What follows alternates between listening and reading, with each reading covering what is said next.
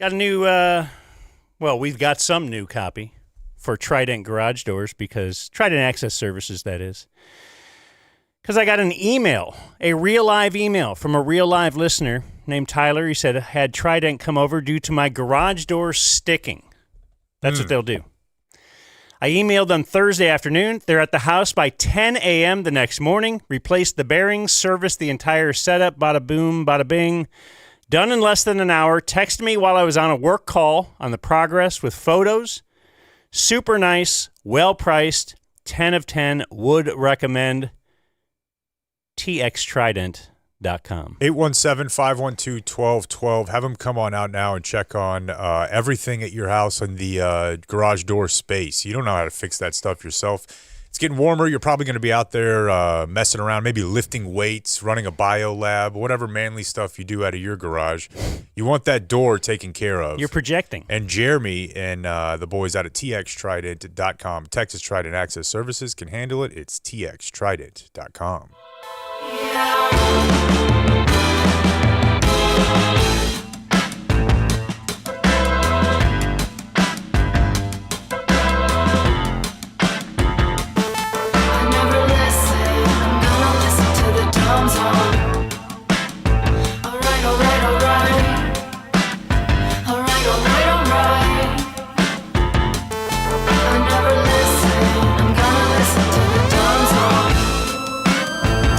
Hello, friends. Happy Monday. It's the Dumb Zone. I'm Dan McDowell. I'm Jake Kemp. I'm Blake Jones. What's wrong, man? CK. Well, Blake sent me a text, like right as the show started. Was it a wiener? Yes. Wiener pick? Again. Yeah. That's your fault. You were like, we're not going to have an HR.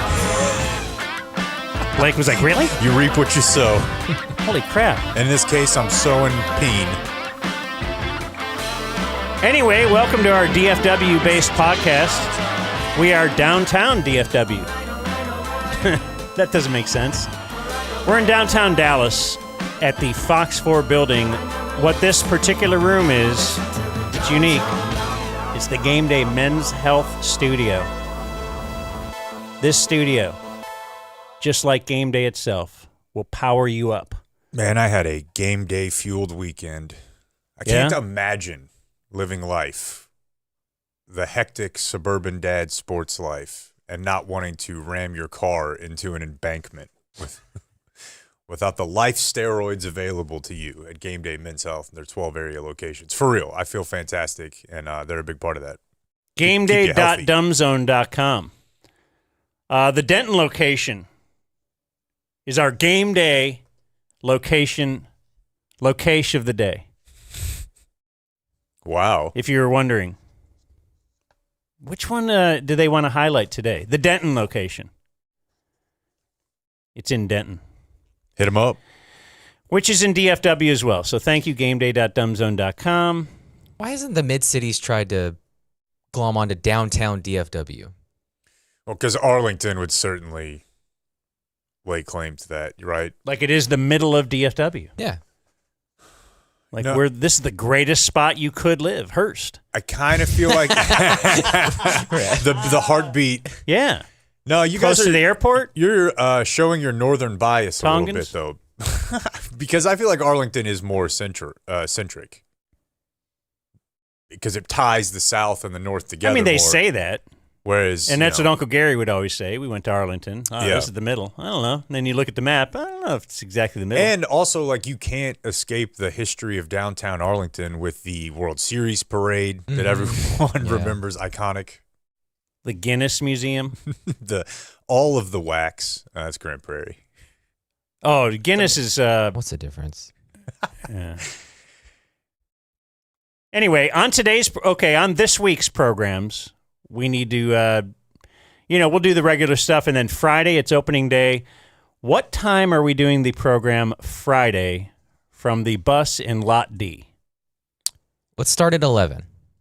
We go at 11. I would like to see first pitch. What's the streak? So this is all about Blake. It is. Mm-hmm. And that's a day that ends in Y. I've been going I would like to get to the Argyle game quicker. 05 maybe? Wow. You've been to every opening day? Yeah. Damn. You're like that old guy that goes to all the Super Bowls. I think I missed one because I had a high school baseball game. But other than that, I've been there every single year. You can't. Don't say that. No one can prove that. Just say you've been to everyone. I've been to everyone. Unless you guys you really went on the air. Did you rake? Yeah. At that particular game? Little private school. Yeah. Did you dominate? I did. I would like to see your It was fun. numbers projected over a 162 game season. Because I was doing that with your softball the other day. Please stop. He'd have like 400 home runs. Yeah. Yeah. Dominant.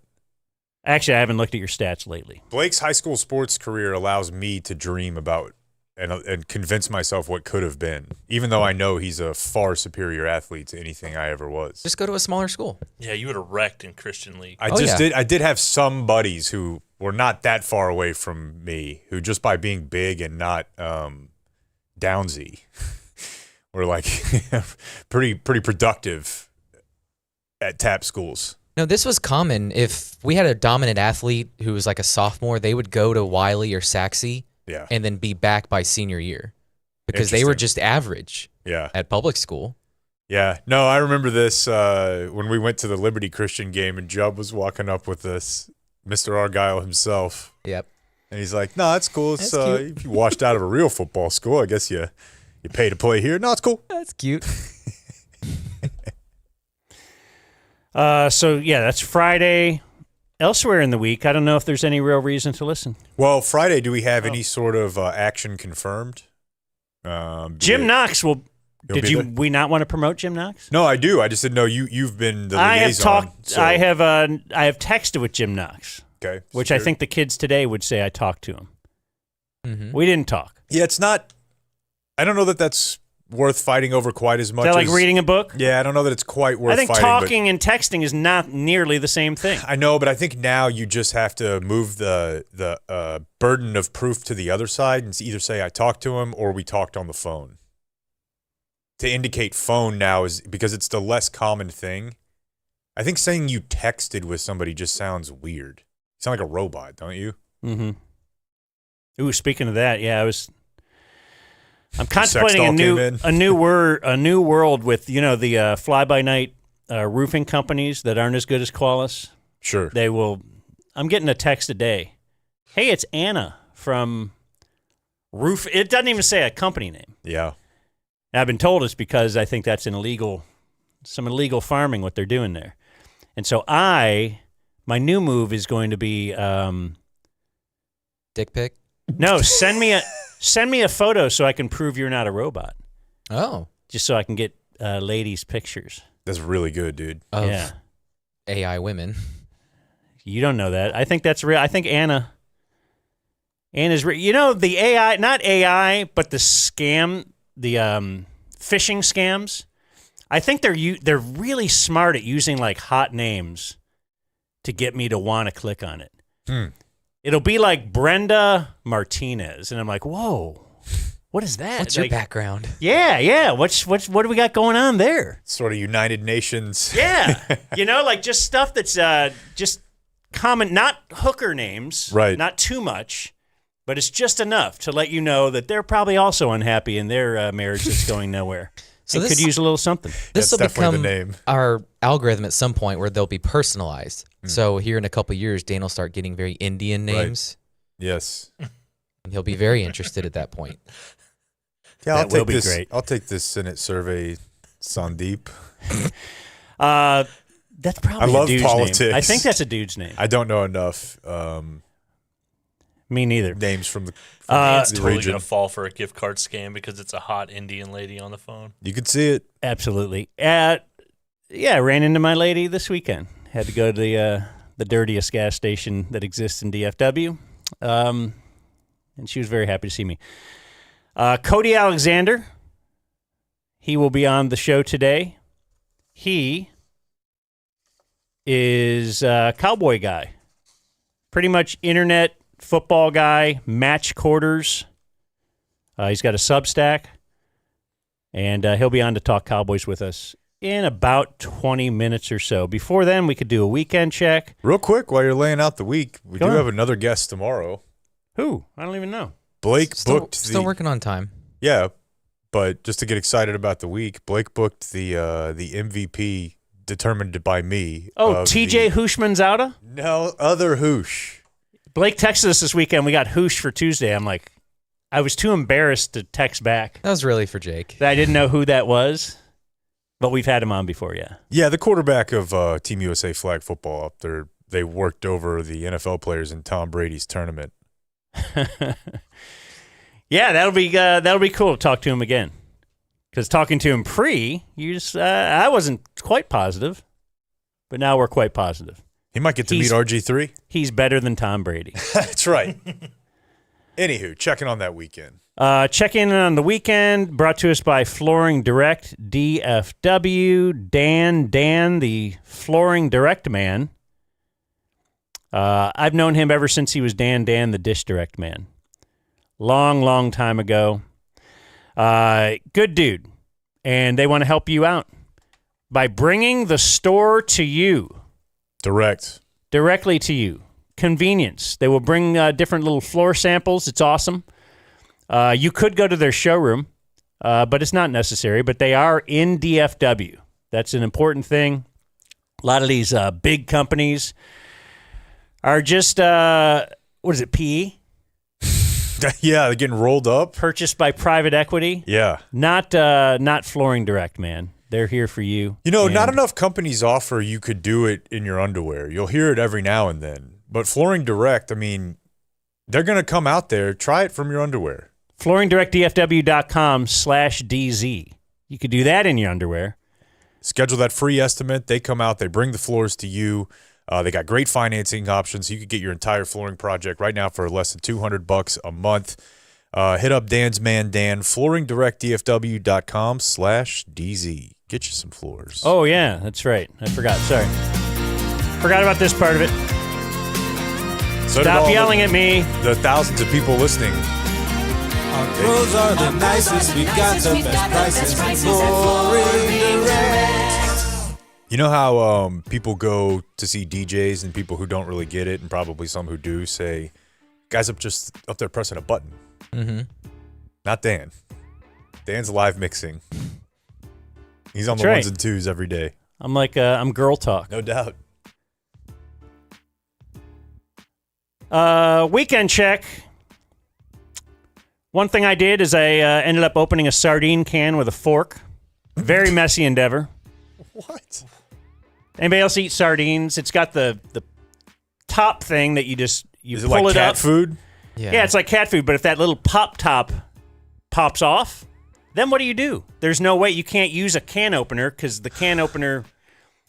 Yeah. I tried a can opener, so now I got like a knife and I'm doing this and the kitchen entire mess. But I had sardines on Saturday. And then you contemplate: is it really worth it to get this thing open? Well, yes, and that's where. Well, once you're in the middle, you're down. You're too far in. Sunk cost fallacy. Man, I didn't know you were eating sardines. Oh yeah, and I forget about it. You're against sardines? That's the oldest thing you do. I forget about it, and I think it's intentional. Yeah, dude, it's so bad. That's only for olds? I mean, my mom said. Yeah. Do you have That's any? Norm. Do you have any? Norm eats sardines? Would you chase it with a plum or something? I don't know. It just seems like the weirdest. All right, don't tell anyone is what you're saying? No, I wouldn't. I wouldn't. I think I've kind of memory hold it from when you told me. But yes, it is disgusting, and I feel like that's a high propensity to get cut, like a gross cut on your hand situation. Yeah, if you're a pussy. And cat food, yeah, I guess I am a pussy. And cat food is expensive enough, Blake. At least I guess whatever we order, I'm not throwing a can away.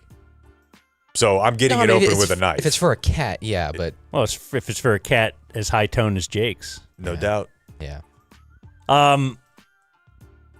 I'm not old. I don't do old things. I don't do stuff that old people do. That's ridiculous.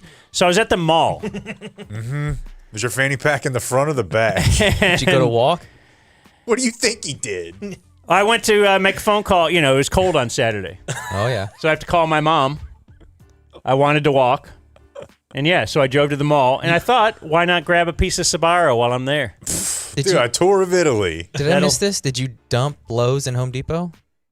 Have you moved on? No, but they get cold in there. Well, They no, do. but They don't I heat go it. where I have to, like if I need to buy some weed killer, I'll go to Lowe's. But I was a little bit hungry, and I thought I would love a piece of Sbarro. I haven't had one in a long time. All right. They also needed a new cell phone cover and a 15-minute massage. Sure. I wanted to get some kind of little thing that would hover in the air, Yeah. Sharper image. and Grab a quick earring. I know you did it last month, but 5-second sit rep, mall, still doing great, right? On a Saturday that's overcast and a little chilly outside, it's buzzing. Popping. Now, not every mall. From what I understand, that Louisville one closed Some down. malls doing not so good. Yeah. No, I went to the mall in New Jersey when we went on the Cowboys trip twice, and malls are doing great up there. Now the weather sucks. That's probably why. Right. It's got to be related to the weather all the time. The biggest mall in America, Mall of America, is in Minnesota. Host of Radio Row. Oh, that's right. And the Mighty Ducks. That's right. I went to the food court there. Every day. And where do you want to go when there's 7 feet of snow outside? I would love one day to get the interior intrusive thoughts of 22-year-old Blake on the road with Dan and Team Ticket. We're in a new state, and let's go to Panda Express. He's just the bewilderment of Chick-fil-A cracking open again. Life's oyster with all of his heroes. And I forgot about this guy who likes to experience all these different things like eclipses. ooh, and he's super excited about Brazil. Ooh. Okay, sorry, Dan. Go ahead. So I'm all for a class system that can have me driving in this lane and those who don't want to pay the dollar or whatever driving over in these lanes. But it's getting a little ridiculous. I have a picture here, Clayton, which is you can now pay for a handicapped parking spot, basically. So they got handicapped spots, and then like they have 3 other spots right next to them, which is called Upfront Plus Parking. You park there, and then you have to scan the thing. It's like parking downtown Dallas in a parking lot. But they have 3 of them in each lane. And so now if you're just lazy like me, but not like you're cursing God because you're not handicapped. You're cursing him because of all your caps. You're like, this sucks. How come these handicapped people have it so great? Mm-hmm. They get everything. Well, you can get what they get for a small fee. You can now park. You can pay for parking at the mall. It wasn't that your version of Westworld? Whenever you got to go back and do whatever, you just became a person with Down syndrome. Be a funny dream. You are no definitely more into Westworld than I am. I'm not sure what Westworld. I think I watched man, was it great? As a concept? It's I think a great show. It might have sucked, but the idea that in the future, correct me if I'm wrong, Clayton, if you watched it at all. The idea in the future that you would have so much money and AI would be to a point, or VR, you could basically just go back into a different world. You know, you're Sam Altman or Mark Zuckerberg, who has infinite $1 billion. They pay whatever. But I could go into a world as a handicapped person, right? Or as like a Somali guy who just gets an unlimited credit card. And that'd be the funniest outcome. But in Westworld, they decided that these AI females don't have feelings, so they just got to have their way with them. Yeah, they did not respect women's rights. No. In that future. Whoa, where is this Academy Award-winning show you guys speak of? You would have loved it, honestly. It was it was too sci-fi for me. A little bit too sci-fi for me. Anyway. But I think I hate it, but I remember learning about like, what do they call it, variable pricing for parking in some cities where it's by demand. Yeah. That makes sense. Express lanes are here. It's variable by how. Oh yeah, man. Yeah, I think I might have paid $15 the other day. For we drove to Aledo. That's high dollar. Fort Worth is a high dollar place to mid cities too. You ever drive through there? That's the downtown of DFW. Yeah, right. They can afford to charge that with. But even in the very biggest traffic times, going down to the Akash show the other night, it was huge traffic, but it was only like $1.25 to get through. Right. 114. Grapevine.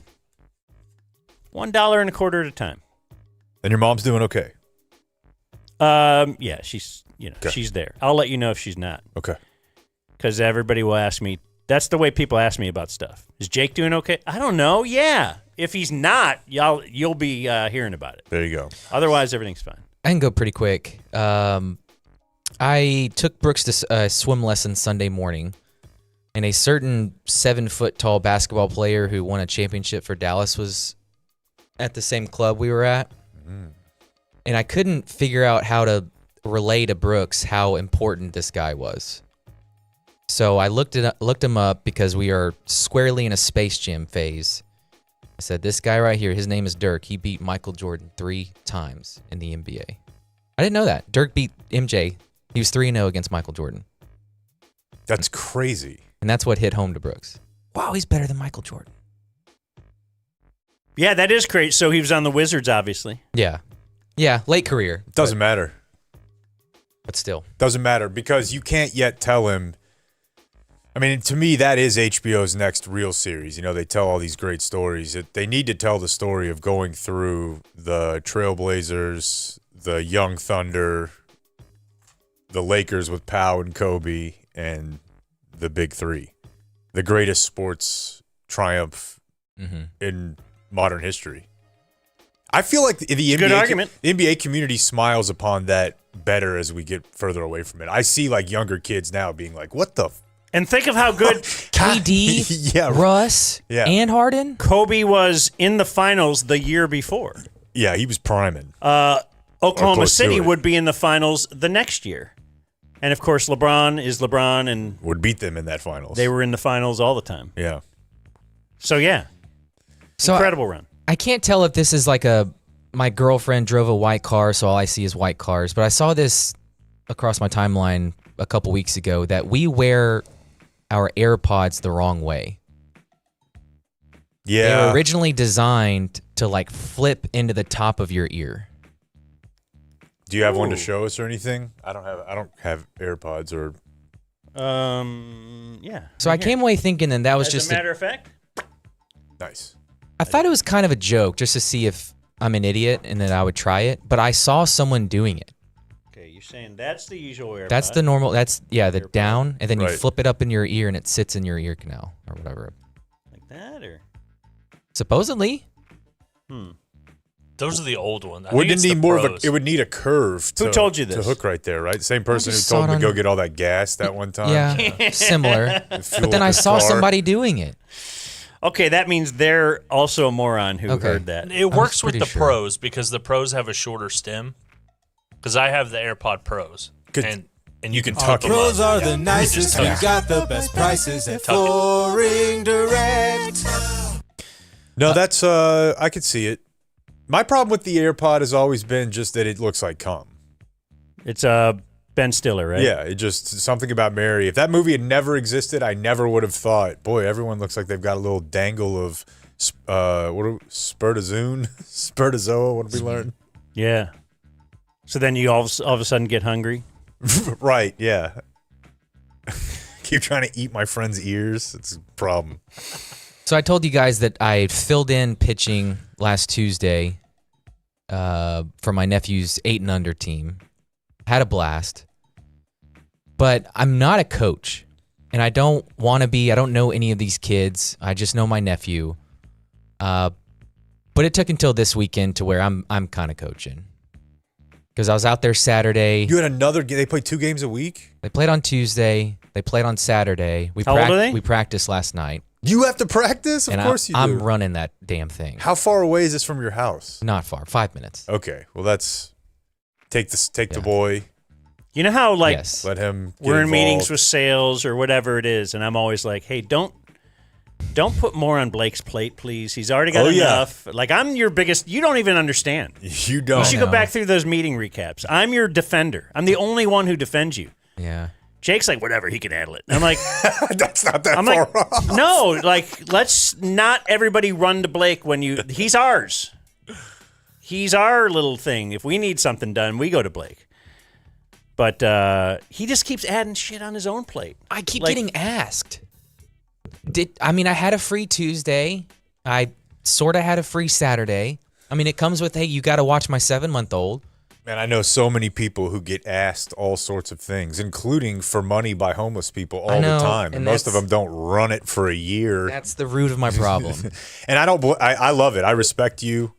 I cherish your big heart. Because I honestly don't think you're like doing it out of self-interest, which is unique.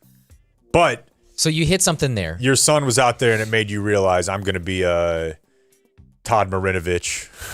I hope not, but I mean, like with Carter's weekend playing baseball. Yeah, we'll get to that. The biggest hurdle is just the kids don't know what to do ever, and that's what we're going through in practice. Like, hey, you're the first baseman. You can't run and get the ball at second base. You got to stay there. Right fielder, back up the throw, hit the cutoff. These little things that the other coaches were not seeming to point out, so I had to step up and be like, look, let's get down to the fundamentals. Yeah. All right? I don't care if we're 20 minutes late for practice. We got to get this down. Yeah. But anyway, I'm with I you. think There's a few things going on here in my mind. One, we take for granted how much just institutional knowledge we have of sports from playing them and watching them our entire lives. So things that seem intuitive to you, especially baseball, which, again, has always been a little bit of a hang-up for me. It's not a war game. The ball doesn't score. It doesn't move offense and defense. It's complicated. But we all just get it, right? And then the other thing is I've noticed, I think a lot of people sign up to coach because they're good, like maybe with kids. But I don't think you can coach baseball and not know shit about baseball. You can get away with it in soccer at that age, but you can't have – baseball's too complicated to not have somebody who can explain fundamentals and rules in a very concise, way. I don't teach any fundamentals in soccer. Now, I do have the Colombian, but still. I think you need that balance because when we had the whole team around and I just kind of said, look, what we're teaching you now is fundamentals that you'll need to know for as long as you play baseball. Dude, he's cucking these other coaches so hard. Well, he just showed up because none of them can throw, and now he's leading the team huddle. Well, we need the kids to pay attention. That's first and foremost. And so I'm trying to deliver home like this is not in one ear, out the other. Pay attention. This is stuff you need to know. Head coach comes in. The first thing he says, and remember this, when we're catching fly balls, don't put the glove in front of your face. Just feels like there's a disparity there. Like that's what you want to teach these kids is to not put your glove in front of your face. They have a limited amount of focus here. Like that's the one thing. That's the one thing you want to hammer home. Yeah, that's low priority. You're right. That's why I'm out there. Anyway. No, that makes sense. And then my final thing, I don't think I'm the first husband to do this, and I don't think I'm the last. I've tried to spice up my marriage. Hey, now. I've had to buy a toy online. Why is he telling now, yeah. And I've also clicked the keep me up to date little box at the bottom, just in case you got a coupon. Well, that just goes without saying. I mean, now there's nothing Blake's going to buy that he doesn't want to get value on. So now we know that we're about to get the cutting edge stuff. So when I see a 30% half off, I'll look at it. It's fun for just 5 minutes. That's stuff they can't move. Yeah. But I got an email from them a couple days ago, and I don't think sex shops should be running Easter coupons. Well, you know. Can you take a weekend off? He wants Rose. Resurrect your love life. Had it been that, I might have been okay. But just celebrate Easter with 30% off the Rose. I don't think we needed that. I don't know. Celebrate. Yeah, Jesus wanted you to love. Yeah. Yeah. Okay. I don't know. I was a little floored by that. Now. I mean, because they celebrate everything else. Hey, Christmas, Thanksgiving, whatever. Just now. Can you just let us have Easter? If you cosplay some sort of a crucifixion scenario, that's probably too far in celebration. Yeah. Well, that's your opinion. Yeah, that's true. We all have opinions. Community Mechanical is going to bring us some cowboy talk today. They are the sponsor of the Brandon Aubrey Show. They are. And Community Mechanical, DFW.com. Is that the website? CommunityDFW.com, Sorry. Dan. CommunityDFW.com, 469-667-7290. They're not just a sponsor of the Brandon Aubrey Show. They are the providers of Brandon Aubrey's HVAC services, and they can be yours as well. Get them out there to do that preventative maintenance. That's where it all begins. Have them come out, do that preventative maintenance, and then you can go from there. CommunityDFW.com. Call or text them anytime. 469-667-7290. Travis and the boys. Just heard from our buddy Saad from The Athletic the other day. Yeah? Had him out. He commented. Did you talk or text? Great guys. We texted. Okay, that's fine. Great guys. Great price. Very tall. That was Saad's review. They are, but... Saad's not the tallest of guys. No, but still. Yeah, they're very tall. CommunityDFW.com. All right, yes. So joining us now, we'll wrap up the weekend check later because we have to. Is it time to blast ball, Blake? Yeah. It might be. It just took you one day of it? Literally one day. I told you before you started. From matchquarters.com is Substack. He's got a podcast, Let's Talk Ball. Just a guy that I've loved following in the football X's and O's space for a long time. He's DFW based. It's Cody Alexander. Cody, how are you, sir? Doing great. Thanks for having me on, guys. Yeah, man, this is a pleasure. I've followed your work for a while, and since we have the time in the podcast space now to get to some other things besides just Cowboys talk, I'm just kind of interested in your journey, your path. I mean, I assume you come from the coaching world. But it seems like you've really carved out, this career in this cottage industry. Now it's a huge industry of film analysis, and even more particularly, you're like the defense guy. Like there were a ton of offense guys, a ton of offense guys. Like if you grew up playing football in Texas in the spread area, you're like, I gravitate to offense. But then here you came, and it was like you were the young like guru of the defense. Was that like an active choice? Like this is a market that's available? Or were you just a DB? I've always played corner my entire life. I was like the one fast white kid on everywhere I ever was. So I tried multiple times to get to the offensive side. In fact, my dad has a long time been an offensive coordinator forever, and so I tried as much as I could, but I never could. And then you asked how I kind of got into it. Well, my first foray into coaching was really at Baylor, and I was told very quickly on, do not ask to go to the offensive side because you won't be able to. That's a family thing. Art Browse doesn't let anybody in. So I just started on the defensive side. So again, every time that I've ever wanted to like switch over to offense, it's always been, God puts me right back on the defensive side. This is where you're going to be. So that's really where it happened. And like you mentioned that, I coached for 10 years at the high school level and was able to kind of build match quarters into something that I can do full time, which I've been able to do that now for, I think, like the last 3 years. And it's interesting to me because we've seen the way the game has gone. It feels like most clinic teaching was offense focused, or at least like to the public. It just seemed like the media coverage is offense. Hell, the Cowboys spending, it's offense. But in the last few years, it really seems like some of these, younger defensive names have started to, whether it's get head coaching jobs, elevated to DC jobs younger than before. Christian Parker, in the case of the Cowboys, it kind of feels like there's a groundswell of younger defensive guys in response to, the schematic dominance of the offensive side of the ball up until the last couple of years. It feels like defense is doing a lot more now. Yeah, and I think it really comes down to my generation. I just turned 40. A lot of these coaches are kind of between mid 40s to mid 30s. And I think that generation grew up in the spread. We grew up playing 7-on-7.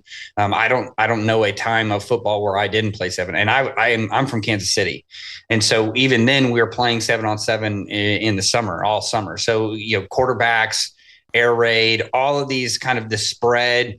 And I think that's where we are with the NFL is really we're kind of in this post-spread era of the NFL of like they've even realized, hey, we need to use some of these spread concepts.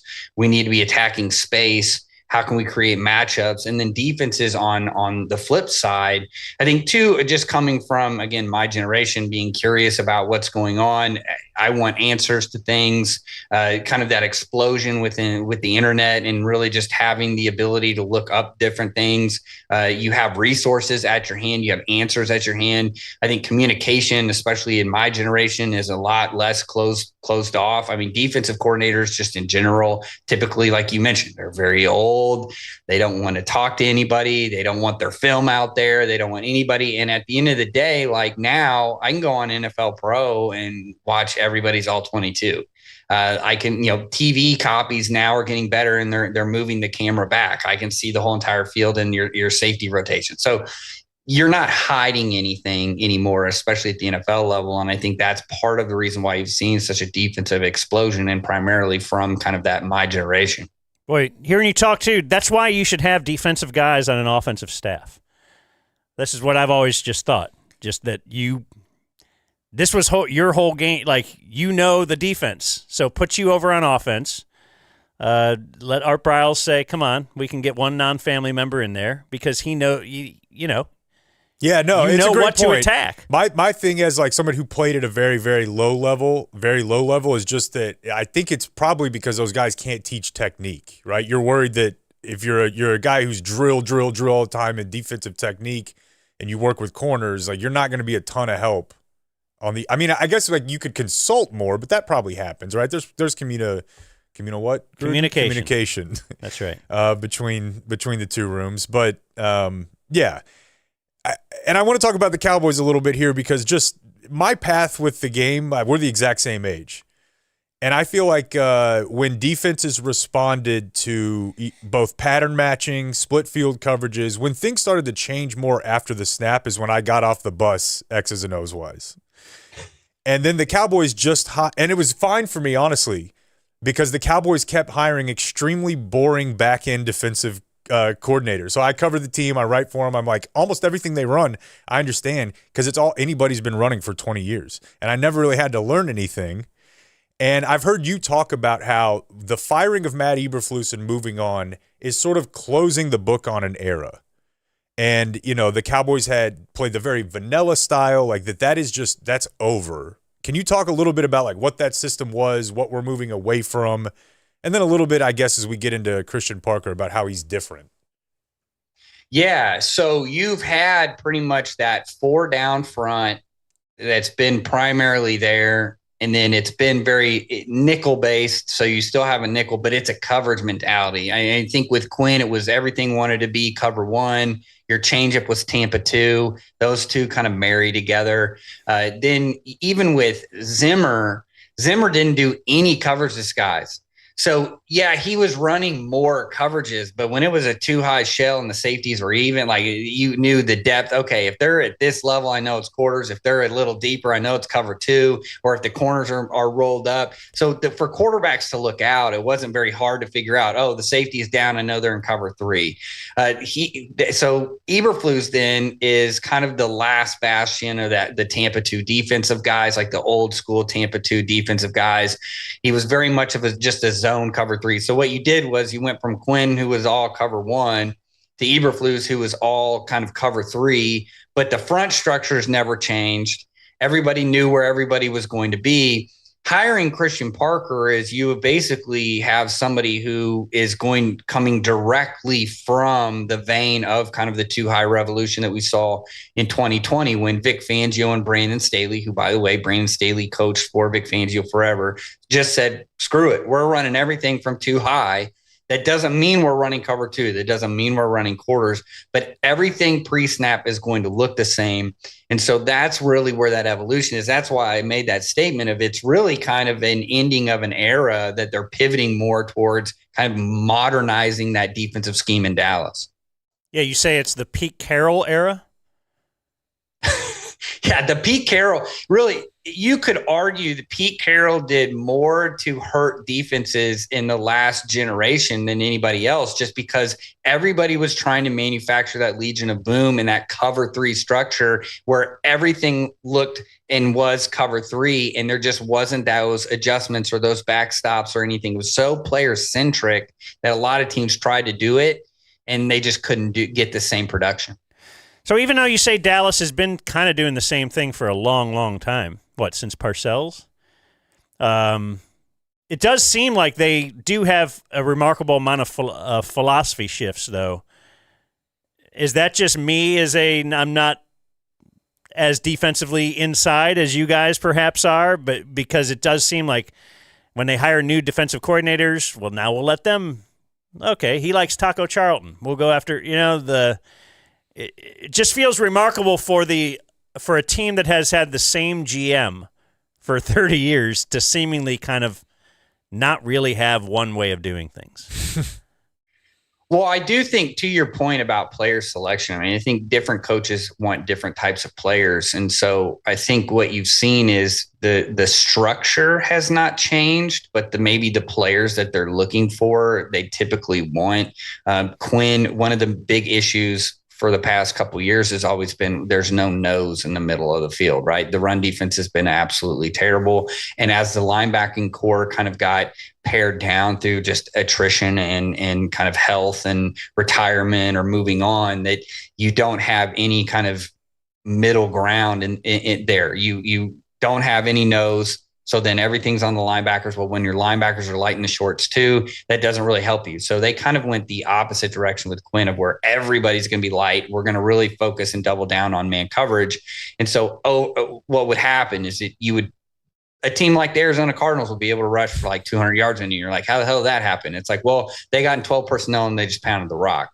And it's not that hard. And so I think, to your point though, yeah, we've had different defensive coordinators here in Dallas, but the structure has never really changed until now.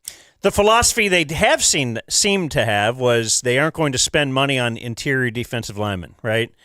They're going to draft those. They're going to let them walk after the few years, whatever, that they have control, and then they're going to draft more of those and never pay. And that has totally went the opposite now.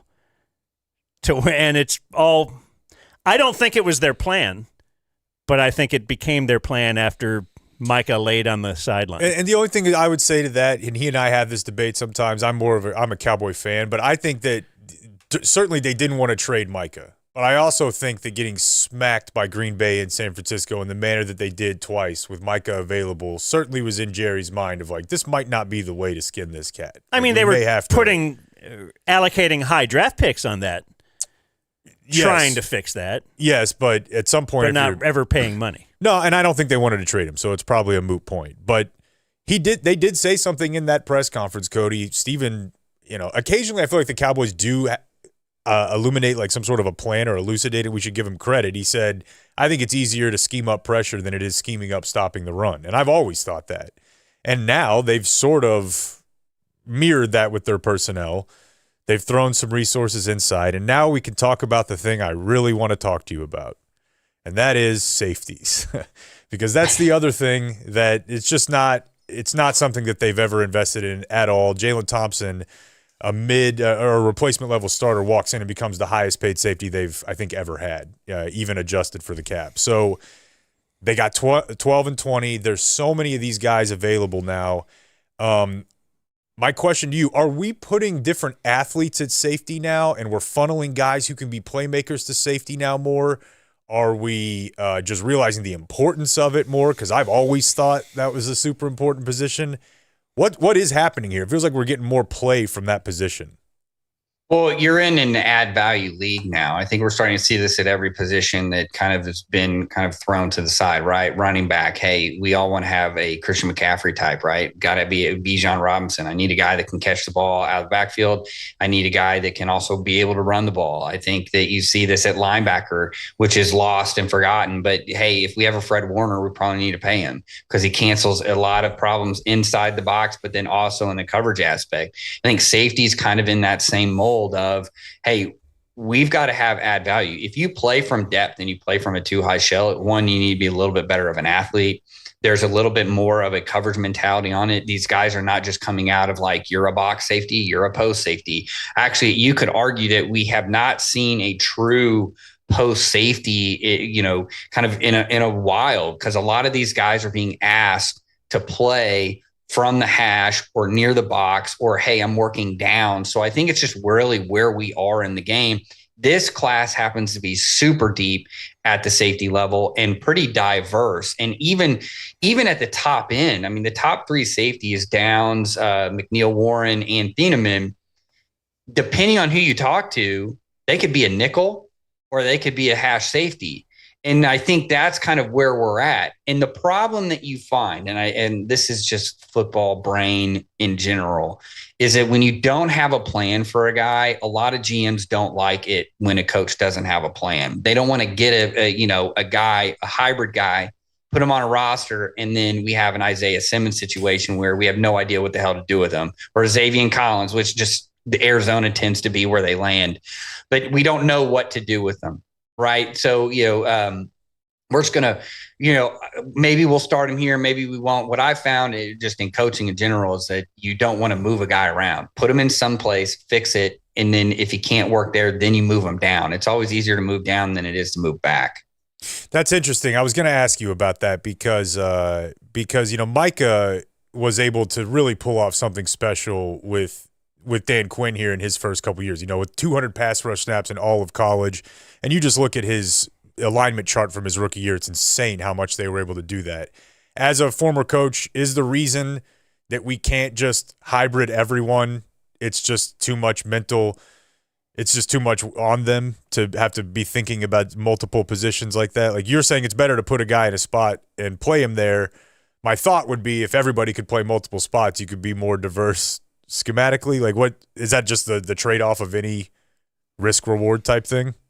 Yeah, and really, if you look, data will tell you that the more you do, the less efficient it becomes, just because you're just trying to do a bunch of different things. Meaning the more you do, meaning the more like you diverse, the more you right. The more entropy or the more diversity that you have, your EPA tends to, which is kind of a play-by-play raw evaluation. It tends to go up if you're defense. So it tends to get worse if you do that. There are some outliers. I think there's really good coaches. Brent Venables is a great example at the college level that does pretty much everything, and then they're able to do it. But I think guys have very particular positions. And I would even argue, actually, I think I wrote an article about it a while back, a couple of years ago, about Parsons and his usage.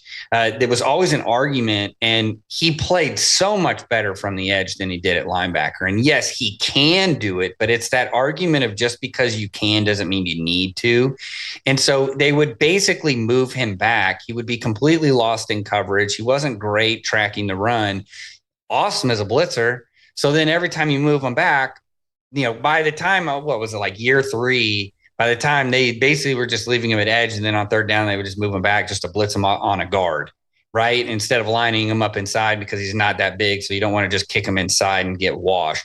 So you line him up as a linebacker. Now that it gives them a different look. But I think it takes a very special player. Guys that you see that can play multiple different things tend to be guys that are super cerebral. Kyle Hamilton's probably the best example at the secondary level. He can literally play anywhere, and he knows it. The other thing that you mentioned there, when you start playing positionless, everybody has to know everybody's position, right? So how are we adjusting when we have zone? How are we adjusting when we have man? We see motion and shifts on every single play in the NFL level. That all compounds when you start trying to move guys around and do things. And I think what we saw last year, and primarily through my studies early on in this process this year, has been there's been too much schematic bloat. We need to pare it down. We need to get better at the fundamental things that we're doing at. And I think that that's kind of the pivot that we're going to see in 2026. The Cowboys' entire, let's see, is it everybody? I guess they signed a couple of offensive players, but they've signed all of their free agency thus far has been on defense. And trade. Trade and then sign. Your thoughts on just what they've done thus far? I think they've done a good job. I still have, I think we're still looking at a situation of where we don't have a linebacker. They need to have a plan for linebacker. I think they had plans. I think they wanted to sign some guys. It just didn't work out. I think that they're solid along the line. I would argue this, that I think the Rams are a great example of you lose a Hall of Famer and you're able to kind of get his production through the aggregate.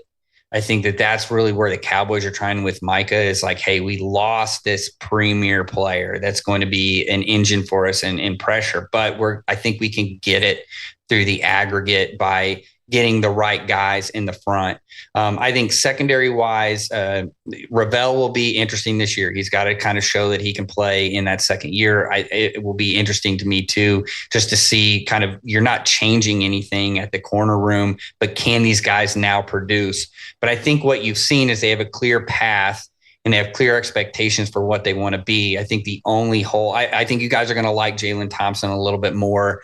I know that you said he's kind of like above average. He was actually really an engine for and allowed Budda Baker to do a lot of different things with the Cardinals and asked to do a lot of different things. So I think that he's another fit. I think he's going to be fine for you guys can play near the box too, which I think helps you in the run game as well. But I like the direction that they're going. I think they definitely got better.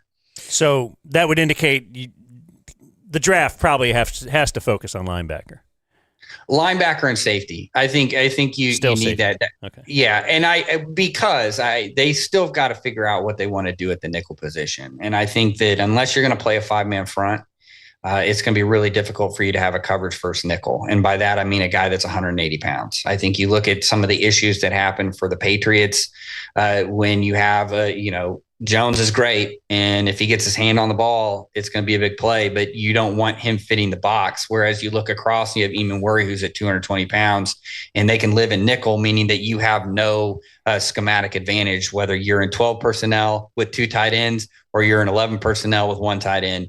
We're going to be able to play our defense and set the terms. And that's why, to me, if a guy like Tiananmen, or however you say that name correctly, he could be a nickel, or heck, Thompson could be the nickel, right? So I think I've heard you just describe like the idea of taking a nickel in the first round, a guy that you are saying is a nickel. That would not have happened 10, 15 years. There's no chance. But you take edges who come off the field for 20, 30% of the plays. So the idea of taking a DB that does as well it's not at all crazy. So yeah, I'm curious about Overshown, obviously, and what they think he can be. But I hear everyone keep saying they need a green dot. Why can't a safety be the green dot? And does that happen sometimes? In the Fangio system, it does happen. So, I mean, Christian Parker has experience with actually the green dot being the safety. I think it sets the coverage structure up. And then obviously your front is going to be tagged with whatever coverage structure that you have on the back end. So they're going to pair together. Overshown, I think, is going to be used a lot like Bond was used or Jihad Campbell last year. Look, he's going to be a moving target on every down.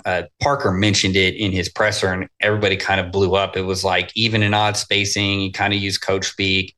Everybody's like, well, what does that necessarily mean? We're going to be a 3-4, so we're just going to live in a 3-4 all the time. Look, when they go, all they're going to do is walk down Overshown. It's the same stuff that the Commanders were doing with Frankie Lou. I mean, Quinn, how was Quinn able to fix his kind of defensive situation and get both of those guys in all pro? It's like, why couldn't you have done that when you were in Dallas? Right. But you just walk down a guy. He's kind of an edge, but he's kind of a linebacker. We can do a bunch of different things. We change the front structure really quickly before the line is snapped. I can get into different spacing. Spacing is just coach term for, do we have our B gaps closed or is there a B gap bubble? Odd versus even.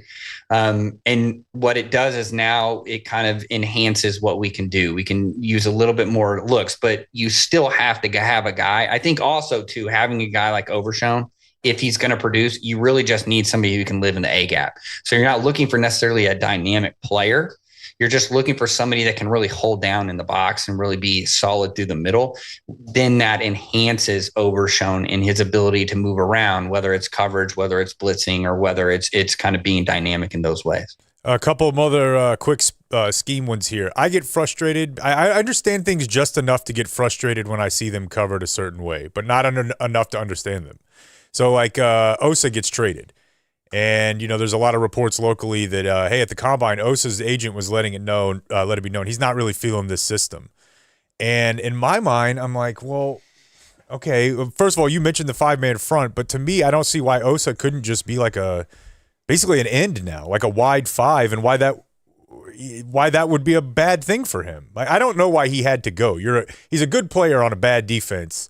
So I think they can definitely still fill that role by playing differently, but it seemed like it was just like, oh yeah, we've got to move on from Osa, and I didn't quite understand that. Well, I still think that they want to play nickel, which means I think you still, to me, getting rid of Osa meant that you're going to play a lot more nickel. And the problem with Osa was in what you have to have. You got to remember where Parker's coming from. He's come from the Eagles. They want to have two kind of heavy-handed guys on the inside. If we get some pass rush from him, that's great. But having a quick three, so a guy that just lines up on the guard and he's going to jet through that B gap, he's going to try and get penetration. That doesn't necessarily work. You can't kick that guy out. Like you can't. You can. I argued for it. I made the comment. I've talked to multiple people on this. I made the comment too of like he can easily be a big five. The problem with then when you go and you talk to Osa about it, hey, we're going to use you as really this kind of big five. Yeah, you're going to have some pass rush, but we really need you to be more of an edge setter than anything else. And I think too, philosophically, and just what you're looking at, Parker's not looking for a 300-pound, kind of a wide nine, right? He wants more of a defensive end body or an edge body. He wants an edge body, not an interior lineman body. And I think for them, it was just kind of the odd man out because he's really a pass rush specialist and not somebody that can fit. This is the trade-off that you get when you make the switch to a coverage first mentality versus a kind of a pass rush first mentality that the Cowboys have kind of been on. The Fangio system, look, when they won the Super Bowl with the Eagles and they killed the Chiefs and they had 8 deep that they could just rotate through, right? But if you look at kind of what they want, they need to have solid defensive ends that can kind of do both things. But those interior guys have to be able to occupy the 3 people in the middle, which is your guard, center guard. Those guys have to be occupiers. They cannot necessarily just be jetting through. You get problems like you see with the Chiefs front defense where Chris Jones just does his own thing. He swims, moves. It may work. It may not. They may get gashed, but they have good linebackers behind him to clean them up. You can't do that at the Cowboys because you don't have that guy that's going to clean it up. And you don't want Overshown, who's 220 pounds, being that guy trying to plug the A gap. That just doesn't work. I feel like Ezeraku is going to be a nice fit on the backside, like the other side there, scheme-wise. What do you think happened with Trayvon Diggs? Not like what happened to his face. What happened just as far as career-wise? I mean, he was a guy that, he's a Saban corner, and I'd heard Saban talk about him and his technique and his commitment to practice. He's a converted receiver. When the Cowboys picked him, I was so psyched. Like, they just hadn't had a guy like that in forever. And I know the interception thing skewed people's perceptions, but do you have any is it just injury? Is it was there a technique degradation you saw, or do you have any insight on Diggs's burn bright, burn out? I think it twofold. I think that what made him so good, which was playing off the ball and then kind of playing as a trap corner, kind of being able to kind of, I'm seeing these quick game, I'm doing this.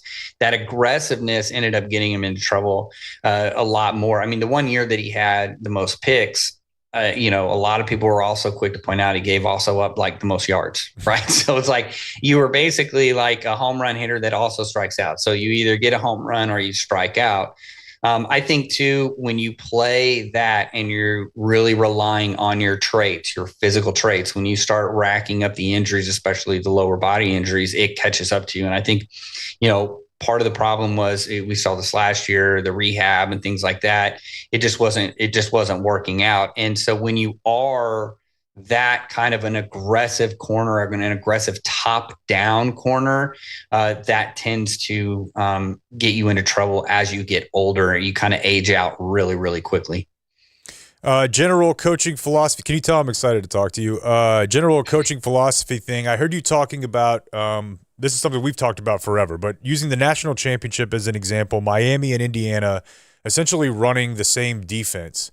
But because they have different levels of talent, not to say Indiana doesn't have talent, but because Miami has so much top-end NFL talent, they've got a bunch of dudes. When you've got that much talent, even if you're running the same defense, Miami runs it much more simply. And Indiana, to make up for their talent discrepancy, is simulating pressures and changing coverages post-snap and disguising things. Dan and I always use the comparison of Tech really was able – they invested into the air raid because of a talent discrepancy. The air raid was a solution to not being able to have as much talent as the bigger schools. Well, then the bigger schools with the talent just started running that offense and started running it in the same way. And so my thought is, why does there have to be that trade-off? Like, if you've got all these dogs – now, ironically, the Cowboys last year were coached like a team full of studs. Very, very basic, very what you see is what you get. But is it just human nature? Like, why is it that if you know you can do something without putting a little schematic juice into it, why not both? The kid in the commercial.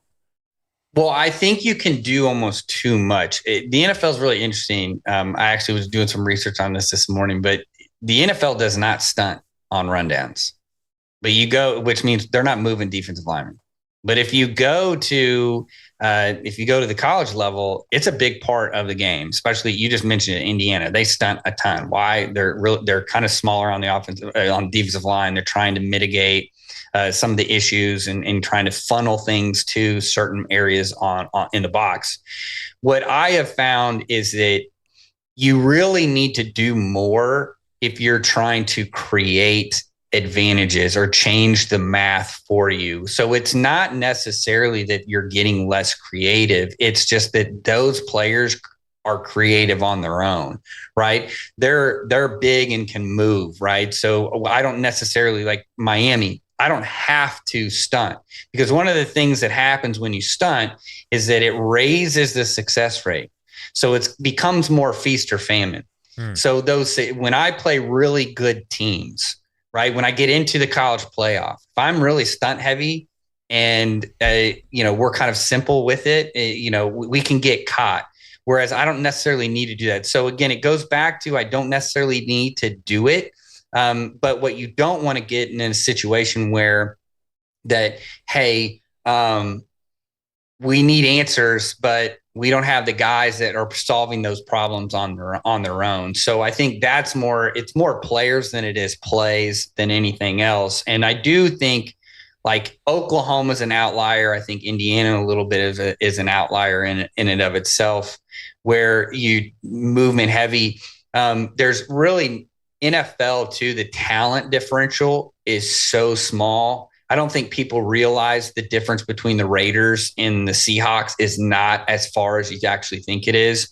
Whereas if I were to take, Indiana and they play, Akron, that's a huge difference in talent differential at the college level. So I think that's part of it as well. But it's also philosophical, I think, too. It's intentionality as well. We're just not spamming a bunch of calls. I love it. Here's some what we're going to call sports gummy thoughts. This is brought to you by earlybirdcbd.com. The promo code is dumbzone20. I know you're a defensive guy. Hear me out.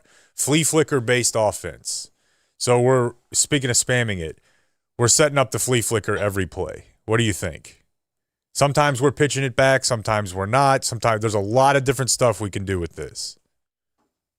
I think at the end of the day, gadget plays, if you are going to do the whole thing, once they become, they're not novel anymore. So if that becomes your whole offense, teams will then be able to prepare for it. So that's why those systems like that, or the swinging gate, you want to use those a couple of times a game. You don't want to use them as your total offense. Yeah, but if I run it on 80%, then when I just run a simple inside zone, you won't be ready for it, and I'll be able to break it. The secondary might be a little bit more passive. I do understand that, but you're just kind of feeding into that too high world of just, we'll separate the coverage from the front. All right, how about this one? We ran a fake after successfully running a hook and ladder, and I say ladder. I hope that's okay.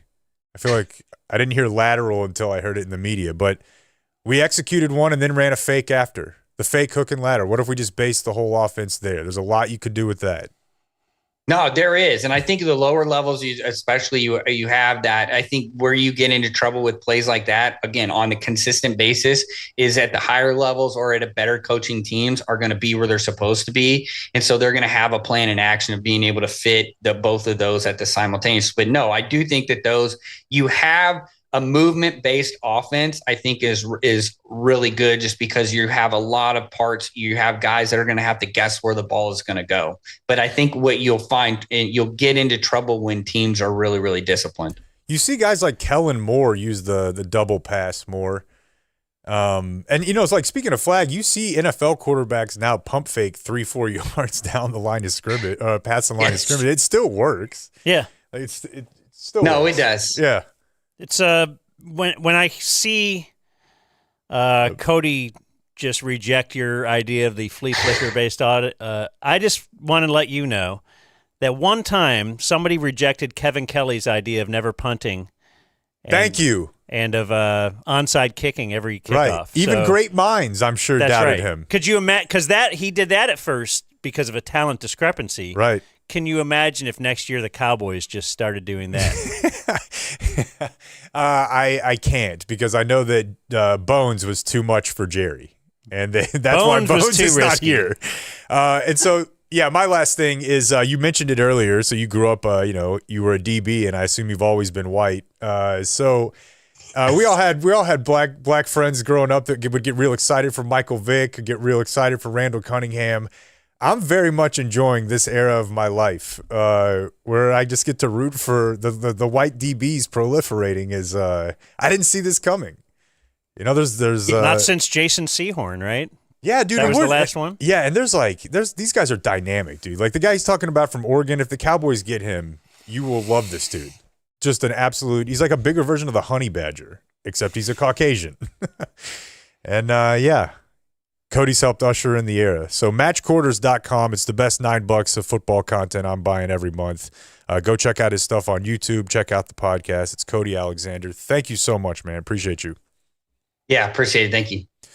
There he goes. Earlybirdcbd.com, folks. Dumbzone20 is the promo code. And it's real THC. Yeah. That is for your football gummy thoughts. To save money, I would send you to ownwell.com/thedumbzone. Save on property tax. What are they doing? Whatever they want. How is That's that even doing. illegal? That they're doing whatever they want. I thought you were just paying. Okay, so property taxes. Every year it comes in. It's might be in your mailbox now, and then you're like, well, how did it get this much? I'm going to appeal this. I doth protest. Right. Well, it takes a long time to prepare for the in-person hearing. Maybe you lose your appeal anyway. You could sign up in 3 minutes with ownwell.com/thedumbzone. They do all of the stuff for you. They have deep county-level relationships, which help them achieve an industry-high 86% appeal win rate and an average savings of over $1,100. And the best part is that you pay nothing until Ownwell saves you money on your property taxes. Ownwell.com. Why aren't you going there now? The Dumb Zone. Ownwell.com/thedumbzone. Hold on, I got a cool sounder for that.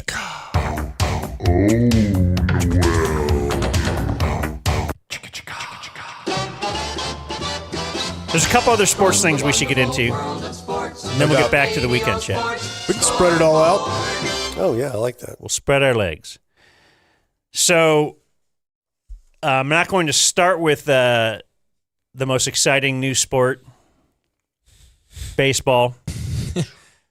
But I will just want to mention, because it happened during the show on Friday, or did it happen right after the show, the Tiger car crash? Right after. Right after. We never mentioned it on the show? We were at a big party at a listener's house, and a lady walked in. She probably wasn't drinking, but in my mind she was. It's Friday afternoon, and loudly proclaimed, "Y'all see Tiger Woods got in a car accident. He rolled over his SUV leaving a tournament." And then we're like, we thought it was just a lady. Yeah, and she saw some old story. That was 6 years ago. Got his phone out. I was like, "Oh, this silly bitch." Yeah, we get it. And you're my a woman. first You don't search, understand nothing sports. came up. Second, like I'm refreshing, nothing came up, and then boom, the 1 minute ago TMZ, and there's the car flipped over, and she's like, "I told you." I was like, "God damn." Yeah, Tiger had come up on the show because of that silly indoor thing he's doing, and then you said, "I can't wait to watch him in the Masters." Still time. Is there a report on how injured he is, or are they going to I'm sure he's not doing great. suspend him from? Because a lot of the stuff I saw was it's now time for us to all realize that Tiger is an addict. Really? Oh, now. Then you went to sex counseling obviously. Well, this is other addict. I know, and not everybody Pill. gets into everything, but if you got the personality for it, you've got the personality for it. You having lots of sex? Well, Hell yeah, I'm bro. addicted to it. Hell yeah. I have to. Yeah. It's just with myself because I've been married for 2 years. Did a lot of that over the I've been weekend. married. You doing Kinnison? Just talking to my kid just every once in a while. Just doing this. Dude, I do that too. I watched a John Mulaney comedy special, and then I was just talking in his tone and his thing for the rest of the day. Yeah. No, but I've also said Mary, just all the time for no reason. Yeah. I don't know the rest of it. I just Mary. Well, wait till we do the Adam Sandler one. No, Twitter jokes of the week, of course. These have been great. One would certainly have to do with, surviving. The black half of him is surviving these horrific car crashes while the Asian half is causing them. Yeah. That's I saw the good racist comedy. Yeah, the black half is being beaten by the cops. The black side getting arrested for what the Asian side did. Yeah. And then you have, of course, since 1997, Tiger Woods has as many DUIs and car crashes as the Dallas Cowboys have playoff wins. What are we doing? We were just having a nice football talk just about telling how you the about defense is getting fixed. Funny Twitter jokes of the week. Yeah. Okay. Well, I don't know. I don't know how to feel, right? I want to watch the guy golf. I want him to get help, I guess. I don't really give a shit. Yeah. I don't. To be totally honest with you. That's the thing to say is I care. I just care about him as a person. I don't. Right. I do not care about him as a much. Doesn't person. really- I don't care about Mark Calcavecchia. What I care about is Tiger going to get out there and win that claret jug again? Not the driver I care about. Oh, yeah. He's talking about golf clubs. Yeah. Folks. Yeah. sports. You want to do the most exciting sport in history? Sure. The newest, most exciting sport? Litigation. Baseball. Baseball's back. Put it on the list. That felt good. Put it on the list. It is having a moment. Now, how long is this going to last? Until they strike. Yeah. That's Well, not I gonna just help. mean the ABS wave. Oh. That's what I'm on. Like, I just love the implementation of the automatic balls and strikes, the challenges. Why does it have to end at all? Like, it's always going to be exciting we could talk about this forever from a million different angles, but to me, it's so fast. And the countdown is so exciting. Oh, I can't wait to be in the crowd when one happens. Yeah. 3, 2, 1. Yeah, dude. That's that. I don't think that ever is going to leave us. I think it's always going to be cool because I thought you were going to do this overworked Twitter joke of the week, and I don't know if Is TC it Tiger? No, but just on the ABS thing is just this is like it's at the crux of everything in society of just like watching people in power get checked. You know, it's like this guy said. Is very poetic. It sits at the vexed crossroads of several highly charged dynamics in our collective life. Successful challenges by your team feel amazing, like a long-awaited blow against capricious and unearned authority. But the overall existence and putative infallibility of ABS inevitably ignites anxieties about the superfluidity of human judgment. And yet, a challenge system relies on human hubris, intuition, boldness, and risk. It's a very compelling encounter between populism and the machine. And I know that's a lot. I love it. But it really is. Like, everybody right now is talking about, what the fuck are we going to do about these robots? And then here's baseball, like, put one in there. Let's see how it changes things. It's really incredible. Yeah. It's really incredible. As another guy said, it's just baseball getting popular again by humiliating the umpires. Yes, now we are here to see them. But like we've always been like, we don't We're not go to here these to see games you, to see bud. the umpires. No, step in there. We're now watching it to see the Let umpires. me test your eyes, Superman. I spent all weekend just watching clips on Twitter, like Sure. let's see. There was one where Derek Shelton, of course, the manager of the Twins, I think he's the first to get ejected. Now, he's not arguing with the robot. Did you see this? Yeah, I didn't quite know. I didn't catch what it was about. I think his thing was the Baltimore pitcher, did the hat tap challenge, and Derek Shelton came charging out of the dugout alleging that the Baltimore pitcher took too long. So now we can still argue about, at least they left something. Yeah, for subject. Got to have something to get mad at. They've left something to the umpire's discretion, and that's the thing that's going to... Well, the one we called in spring training wasn't that, but it was the assistance thing. Like, I was just talking to my wife in the stands. Yeah. That's something the umpire also has. They're not letting him do this even. Yeah. But I've seen a couple of catchers get it waved off. Now, those didn't result in ejections. It just resulted in, okay, I'll go quicker next time. But you gotta be right on it. And how much of it from the manager's perspective, the esteemed Derek Shelton, is it's like, I just got to yell. Like, I'm used to yelling in this situation at somebody. Yeah. I don't care. But I'm not going to stop yelling. I don't care if he tapped it fast enough or not. I need something to yell about here. That's the only thing left for me to yell about. That's what I'm going to yell about. The first ever Rangers challenge. Like, hold on. Let's stay on that for a second. Sure. Because we know that managers will get tossed for vibes. Yeah. We know that NBA coaches will get ejected for rallying cries. And that's funny because usually you just do it over balls and strikes. And that there had to be... Well, not really, because you're not allowed to argue balls and strikes. Well, the player's not, but right. And then I thought that's what the manager would come out there and argue and get ejected and then over. Run, yeah. They say, like, well, you're squeezing me on the zone here or whatever. Yeah. Now that's off the table. Like, you really can't go out there and yell about that, but you need to get the boys fired up. How is getting humiliated throughout a game going to affect your other calls then? Well, I know that's the human element. Like, God, now I'm in the middle of this game that I know I'm having a shitty game. And you know how players, that can affect you out in the field. You're having a terrible day at the plate, and it affects your fielding. Well, how will this affect, and how will it affect maybe even the cocky catcher who really knows and is just pulling this umpire's pants down all game? How does that affect your calls on him or just his team? Or you know how it is. Yeah, no, these guys are used to being gods on the field. So, next time you want to slide into home and it's a bang-bang or something even close. I don't know. That's interesting. Anytime it's all very interesting. There's a subjective call. Okay, the Rangers won. First ever challenge in franchise history. Was a 1-1 pitch with nobody on and 2 outs in the 4th. And it was unsuccessful.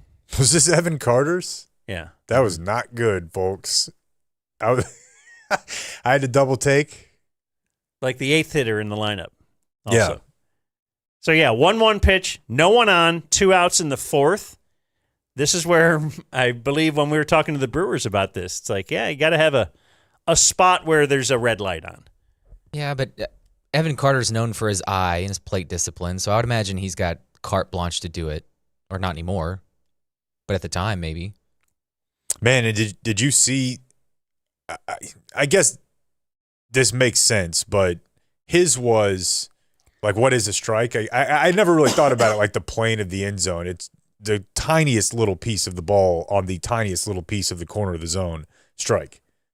99.9% of the ball can be outside of the zone and it'd still be a strike. I'd never really internalized that before, but that is the one. That is his. Like, they showed it, and I was like, dude, there's really no space there. It's on the corner of the zone.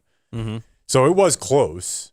Obviously, they're all close if you're challenging it, but that's the first one that it dawned on me. They're not all close. Well, yeah. See the female umps? Yeah, from spring training. It was right down the middle. Jen, we're going to start you in the minor leagues. Maybe you can work your way We turned up. the robots into alt-right guys because they're like, God, these women cannot do anything. Have you seen the numbers for who's successful and who's not? I have. Challenging. It's good stuff. What do you mean, players? Well, just over the week, I thought I had a a unique thought of, hey, let me see who's getting challenges right. Turns out everyone was looking at these numbers because it seemed like catchers were really good at it. And maybe those are just the clips we're seeing, but Real Muto had a couple against the Rangers. Salvador Perez had a few in a row. And catchers are right about 64% of the time. They're 40 and 23. Pitchers are terrible. They're 1 for 4. They're not. Yeah, nobody's letting their pitchers have the green light. Yeah. And then batters are almost half, 26 and 31. So I saw a follow-up to that. No, I did not do these numbers on my own, Blake, so don't feel bad. But this is shocking. Well, maybe it's not shocking. It's just seeing it iterated. The changes in outcomes in an at-bat if you have a successful or an unsuccessful challenge. So if the batting team, like league average walk rate, this is a fun one. You want to guess? All at-bats. So say it again. League average walk rate. Do you know strikeout? I would walk, 8%? 10%. Okay. Do you know strikeout roughly? 15? 25. Okay. Okay, so keep those numbers in mind. 10% walk rate, 25% strikeout rate. For the batting team, if they have a successful challenge, their walk rate goes up to almost 50%. Their strikeout rate goes down to 17. The ops on successful challenge at bats is almost 1,000. It's 942. Now let's go the other way. Yeah, I don't think that's that surprising. Only that a 2-1 count. Or you're going to be using it on the between a 2-1 and a 1-2. You'll get those same numbers. Yeah, and that's probably why Evan Carter on a 1-1 pitch is like, I got to have that one. The pitching team, like it's crazy opposite. Like if you have a pitching team and you have a successful challenge, you're going to get a strikeout 62% of the time, and it pushes the ops down to 429. So like somebody at some point is going to tie this into wins above replacement, just like catcher framing was eventually computed into. Oh, so a catcher making it successful. Yeah. You know why? Because his agent wants to go to them in the offseason and be like, look at my guy just created value right here. Look how good he was with these challenges. We had to do that with these catchers that are hitting 207. Had to try to show where their value is. It's so obvious everything that I'm interested in sports is just because I couldn't do something else. I'm like, oh, pitch framing, interesting. You can pitch now, bro. We have great audio with this as well. Brought to us by fairlease.org. Fair Lease. The homies. Is making leasing fair for every Fair Lease. No, it's fairlease.org. Yeah, good dudes helping out tons of people. They are helping you out in the commercial space as well, where, like, we've seen a bunch of people already go to Fair Lease, led by our guy Travis at Community Mechanical. He's very tall. They actually had a lease with D&M Leasing for their vehicles, and they thought, you know what, we're going to lease a couple of vehicles from Fair Lease. And when our D&M lease runs out in a year, we'll then lease from them as well. And they said, whoa, hold on. Let's take a look at that D&M lease. Apparently, the savings was so big by going with Fair Lease instead, they were able to buy out of their D&M lease, switch over their vehicles to Fair Lease. I think just Friday he was telling us how they just actually got another 2 vehicles to their fleet. So it's fairlease.org. We love them. The phone number is 972-705-4815. Ask for Connor or Nick. Again, that is 972-705-4815. I know I want to do a Fair Lease song. Okay. I can't find it. Okay, don't play it. I want to play it. Only play it if you can play it right away from now on. You don't need it. Fair Lease. All right. No, so this is from the. Now I know who. There's a guy named C.B. Buckner. Oh yeah, you familiar with him? Mm-hmm. Were you previous to this? Mm-hmm. He's not quite Angel Hernandez, but he's up there of like he'll be wrong and F you if you think I'm wrong. There's a lot of attitude. Very toodle. Okay. I thought it was a Dolphins DB when I first saw that. I was like, oh, what do we have So 6. He had 6 calls overturned Oof. in the Reds game against the Red Sox. And so this is one particular instance where the batter has 2 strikes on him. This is in Cincinnati. He has 2 strikes, and he gets rung up in very I'm showing you who I am. He'll do that. Real who you, Yeah. He's Leslie Nielsen behind the plate. And that's we're going to lose it. I know. We're going to lose it. Because this guy rings you up and immediately hit the hat. And now we got to go back and do it again. And then he rings him up again. Big moment. Bases were loaded. Bottom 6, something like that. Big moment in the game. Got him looking. Challenge. Immediate tap of the helmet. The Reds runners all hold. Batter's challenging the pitch. ABS powered by T-Mobile. Can you pause it? The zone.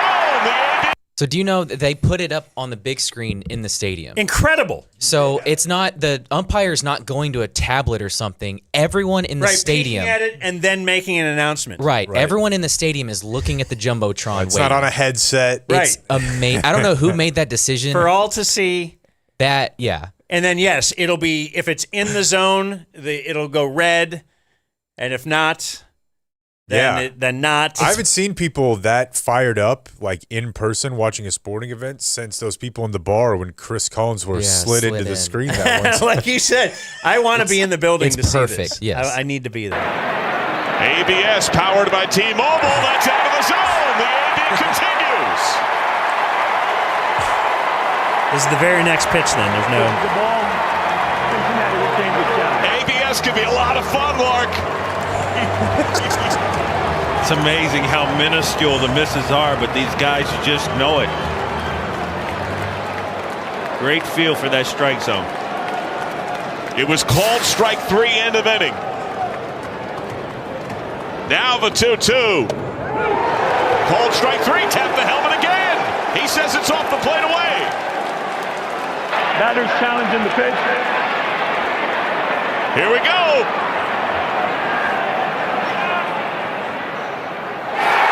It's so exciting. It's insane. The loudest cheers of the game. The Reds have hit 2 homers, come up back-to-back challenges.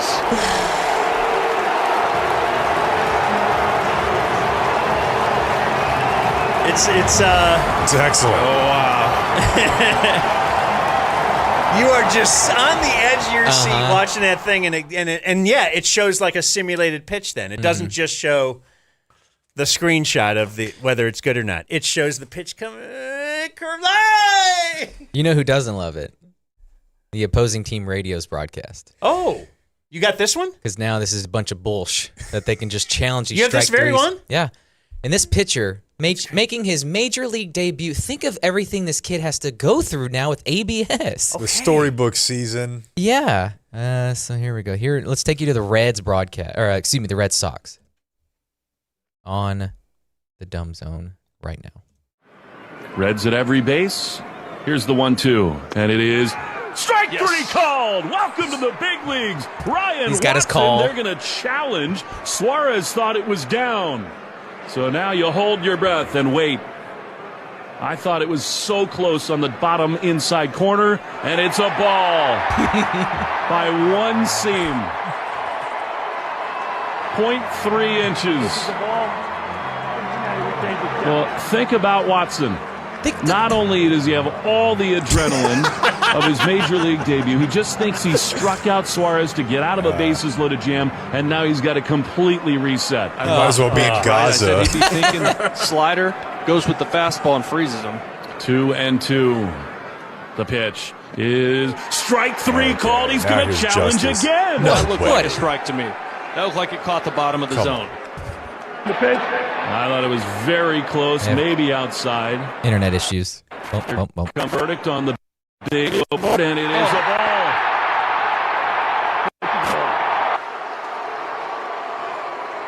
And I feel for Ryan Watson right now. Poor Ryan Watson. I bet you do. So this account I follow. That was his major league debut? Yeah. That at bat? No. That game. Yeah. I'm going to take this, but a big moment. I'm going to take this as truth. So the 10 oldest umpires. Oh, I wanted to go here. I'm glad you're doing this. The 10 oldest umpires have a 69% overturn rate, while the 10 youngest umpires are at 39%. Yeah, Buckner himself is 63 years old. And, I mean, your eyesight goes. It's like the first thing. It's like the joke about being old first. Right, Talk but about term limits. Right. The thing is with the umpires union and everything, you got to think this is going to change umpiring. I would believe as the future goes, because think of you know what the easiest thing is?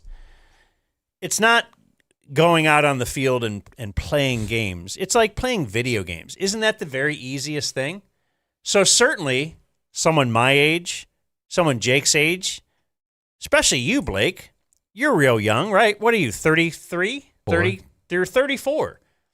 You could probably join these video game tournaments, right? Because your reaction time is, wait, what? No. What do you mean? Yeah, if you're not 20. I heard, I've known guys, what was Hunter?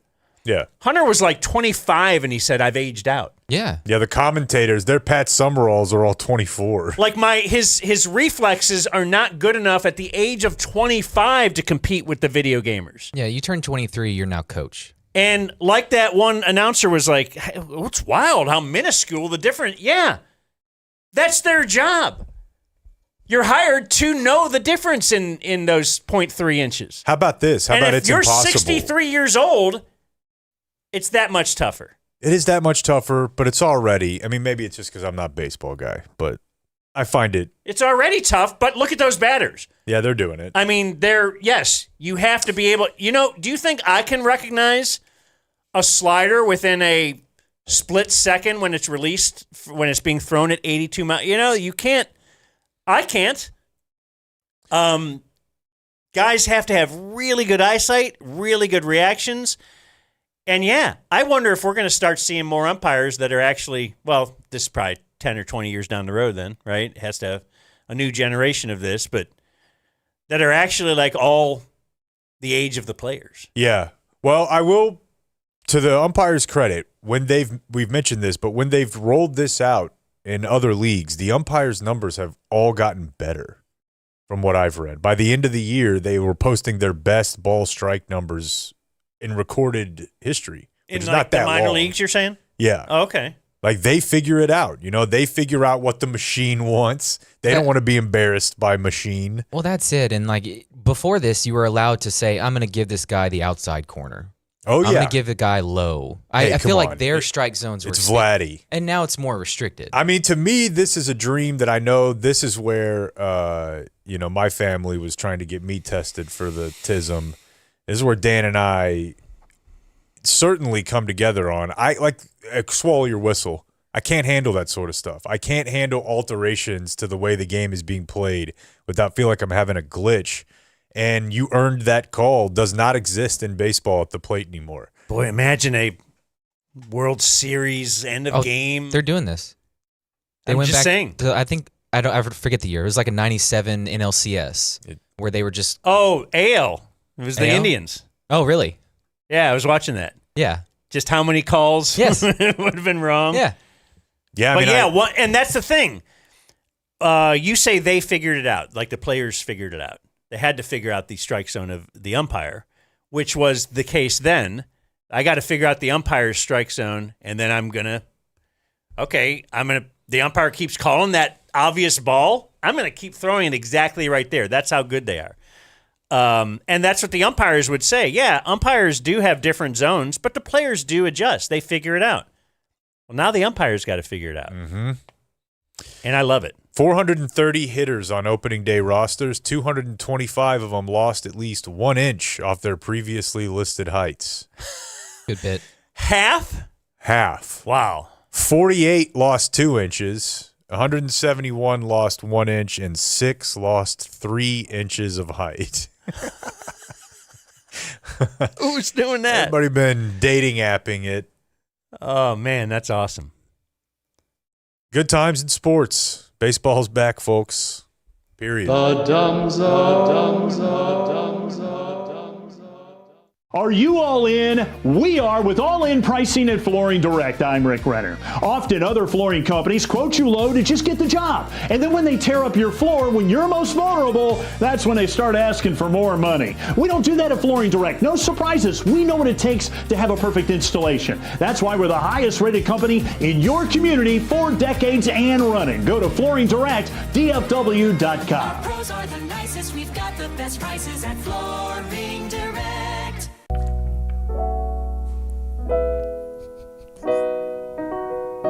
Quality Roofing, we've got drones. Boy, they do. And they're going to take those drones, fly them up top, and get a good look at that roof and inspect it. They will. I never knew that until you told me last week. The whole lead up. I was last week years old when you told me that Qualis Roofing has drones. But, yes, apparently the insurance companies recommend you get your roof inspected twice a year. I think that's a little ridiculous. Let's at least make it once, though. But the drone makes sense now, though, because if you're going to be going up there, once, twice a year? Yeah. You're going to need a drone for that. QualisGC.com. They're great. They're great with listeners of our show. We've had, tons of people just come up to us and tell us how awesome the experience was with Qualis.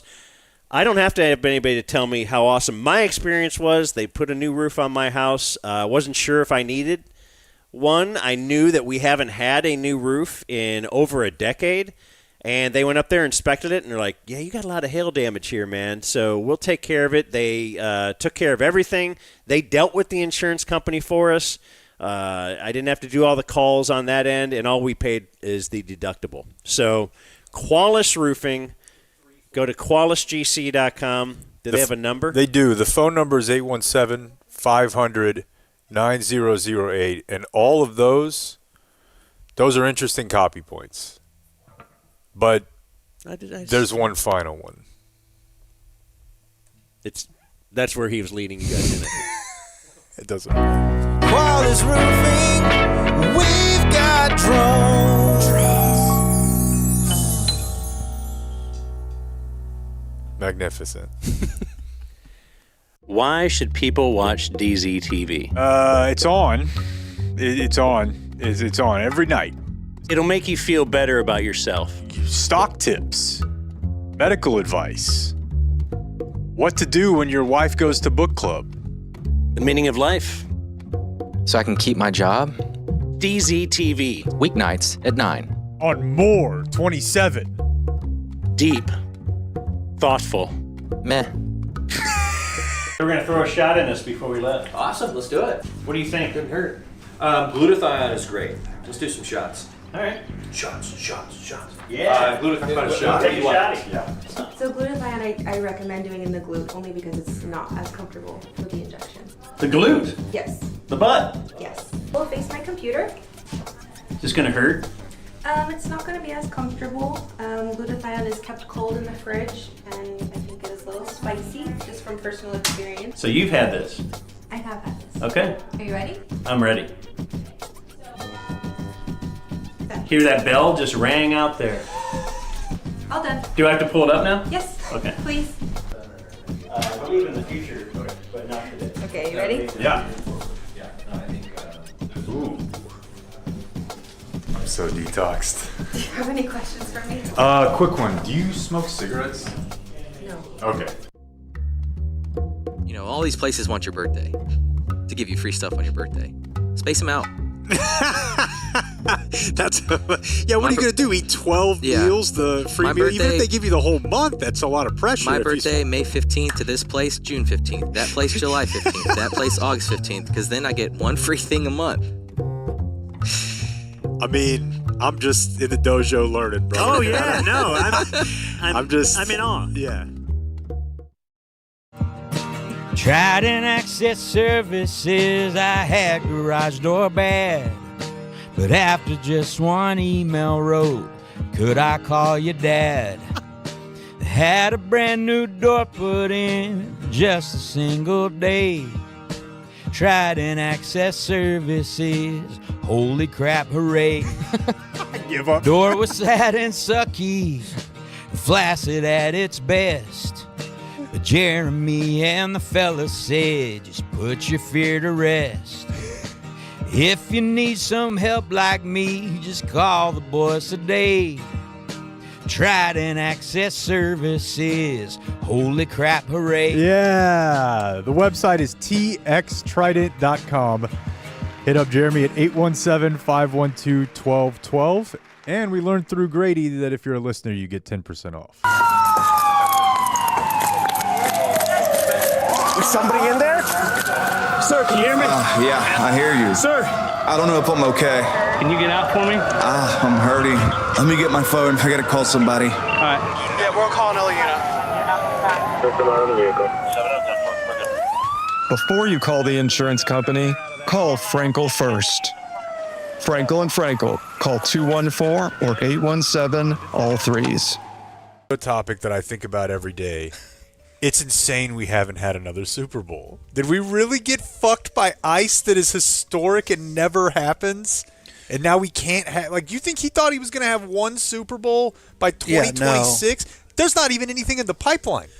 We asked... we had our buddy PJ on. Yeah. And asked him about that. He's from the ticket sales. Yeah, exactly. Previously. And he said that's the reason. He said because of that whole clusterfuck with the things. No, but all those people sued the league. Oh, so damn. there was like there was massive thing yes. too. Yeah, that's what I'm saying. With the seats and those people were standing in a the scaffolding and they're standing in a concourse basically during the Super Bowl, and they all I don't know if they class actioned it or they all sued the shit out of the NFL, and I think it's more of just an FU. Yeah, they got free. Yeah. Do you remember what it wasn't just that like the city was bad that week. The stadium wasn't ready. Right. Partially because of the hours before the game. He's saying that they gave people free Super Bowl tickets to any Super Bowl going forward. Yeah. But there's no and a free koozie. And the koozie. We are not like 20, 26, 27, 28 are all booked. 29, Vegas is the front runner. Nashville will have a new stadium in 30. Where's Cleveland in there? Not yet, but probably before Dallas. Pissed off the NFL more than we know. That's crazy. Rick emails, salutations, bruvs, during Oscar talk on Monday's episode. Dan waxed philosophically about how much he didn't get the movie Sinners. He talked for a couple minutes why he thought it sucked. Rick says, it sounded exactly like he was reading from a Trump transcript. So I fed it to one of the AI machines. Should we listen to Dan, a little bit of Dan first? Like I liked it? If you had told me going in this is a vampire movie, then I wouldn't even have pressed play. Because I generally I don't want a vampire movie. Okay. The first half of the movie is, am I watching a movie? I didn't know what it was. So I'm like, am I watching Mississippi Burning or something? Am I watching a movie about civil rights? And I get it. You know, things are bad. That's bad time for some people, certainly. More than others. But then it turns into, it's kind of like Ocean's 11 or the Blues Brothers, where they're on a mission from God and they're just trying to get the old gang back together. They seem to also have like 12 hours to do this, to buy the huge property, make it into in whatever, 1920 or 18. Yeah. I don't know what year we're in. Okay, so you get it. He's confused. He's like, what is this? He's kind of bouncing around. He's acknowledging things along the way that sort of distract him. So we'll see what it looks like when the big man watched Sinners. Like I liked it. If you had told me going in, this is a vampire movie, then I wouldn't even have pressed play. Because I generally I don't want a vampire movie. People are in on vampires still. Absolutely. So the first half of the movie is, am I watching a movie? I didn't know what it was.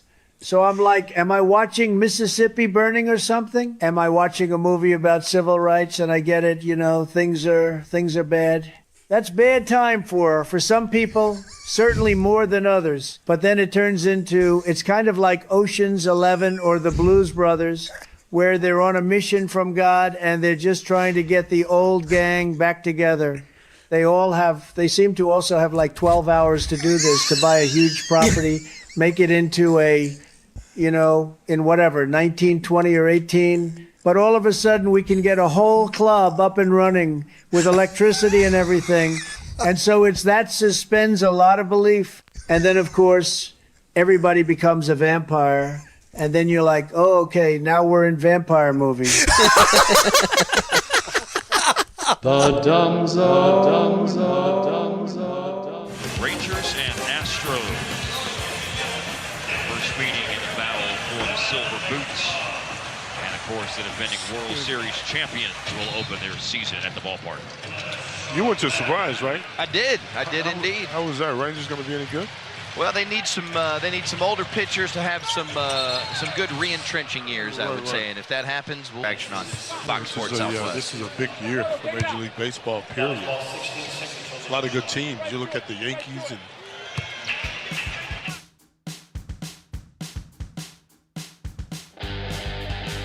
You're listening to The Dumb Zone. Yes, indeed. Hey, watch us on TV. It's called DZ TV. It's on Channel 27 tonight.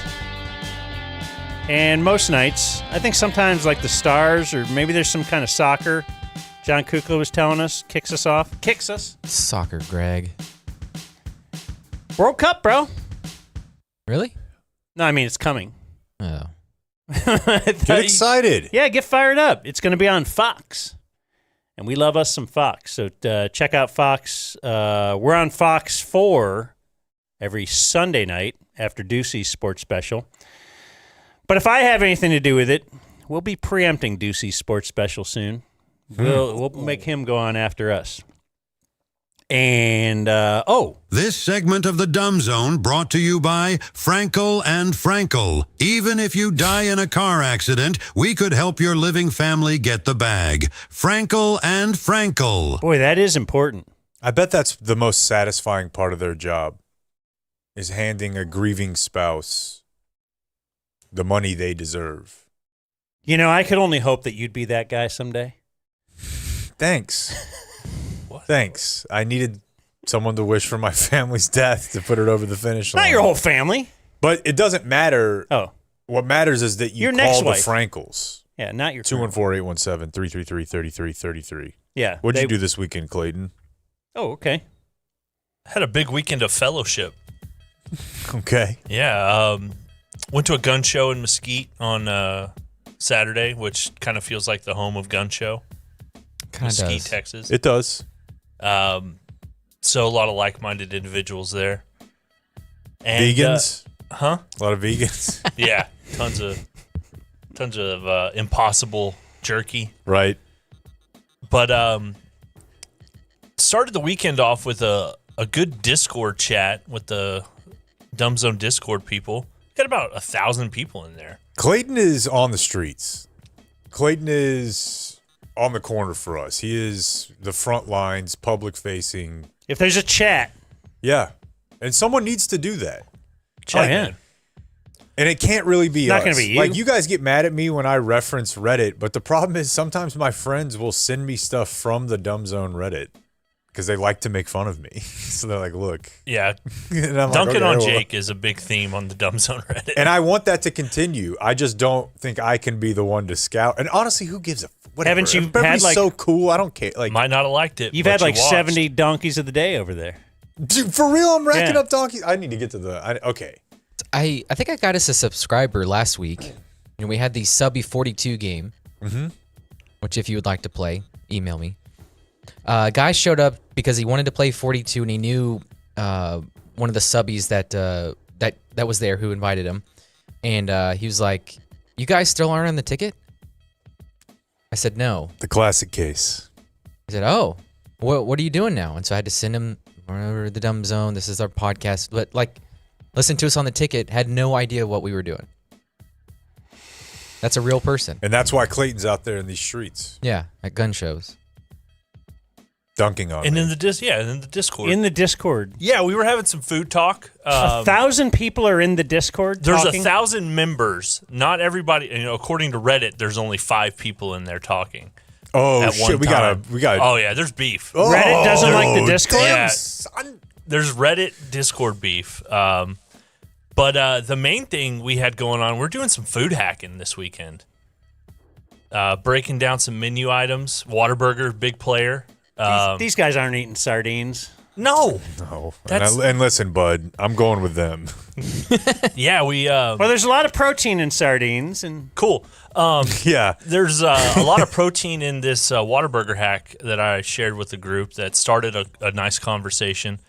Grilled chicken sandwich from Whataburger. Kill everything, change it to a tortilla. Grilled onions, grilled jalapenos. It's amazing. Okay. It's what the people who are cooking your food normally, that's what they eat. You'd like to think, boy, the Discords, what do they discuss? Their favorite segment? No. Boy. No, they wanted food talk, so we jumped in the food. We have a channel for food specifically, so we don't bog everything else down. Consider it. Yeah, so the food zone, we were, we're going over biscuits, who's got the best biscuits. Okay. A lot of great discourse, though. These are the people that listen to us every day, and they wanted you guys to know who's coming out with some, who's up, who's down. We got ups and downs going on in the fast food world. Sonic, big down right now. What was the thing on? It was my daughter's. She said it was TikTok or whatever. It was the New Year's thing. Ins and outs. It was ins and outs. Ins and outs. Yeah. Sonic out. Wendy's out. Chick-fil-A out. Nothing wrong with Sonic. I was floored by that guy who was doing a Popeyes review and he ate the biscuit like a chip. Have you seen this guy? No. The entire biscuit in one bite. It's too dry. I agree. I put my red beans and rice on my biscuit. I do a little Cajun gravy. Yeah, of course. Pro move. Yeah. Well, we're going to wait, I think, until tomorrow to discuss whether Blast Ball is in or out. We have to talk. Okay. Blake issued this is your first are you the coach? No. Okay. No, but your first foray there really isn't much of a coach. Into 2-year-old kids playing baseball. Yeah. Yeah, we'll discuss it linked tomorrow. Because we're going to talk adult baseball right here.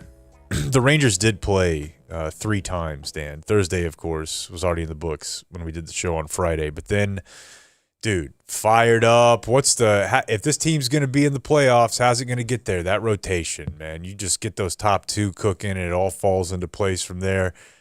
Building off of a big, healthy year of Jacob deGrom. Let's settle in Saturday afternoon. He scratched. We lost. It's like, okay. Game 2, because it's cold? All right. And lo and behold. No, neck stiffness. I know, but they said that it could have been your hotel bed was too hard? Well, the good news is somehow they got a productive day out of a dude who didn't know that he would be making a start until that day. And he was actually pretty good. Mm-hmm. So that was fun. The end of the game was fun. I don't know if you were watching live or not. I think I was, yeah. So it was a very windy day in Philadelphia. Mm-hmm. And it was, if you like a day of baseball, Dan, where pro athletes look like little leaguers trying to track infield fly balls in the wind, it was great.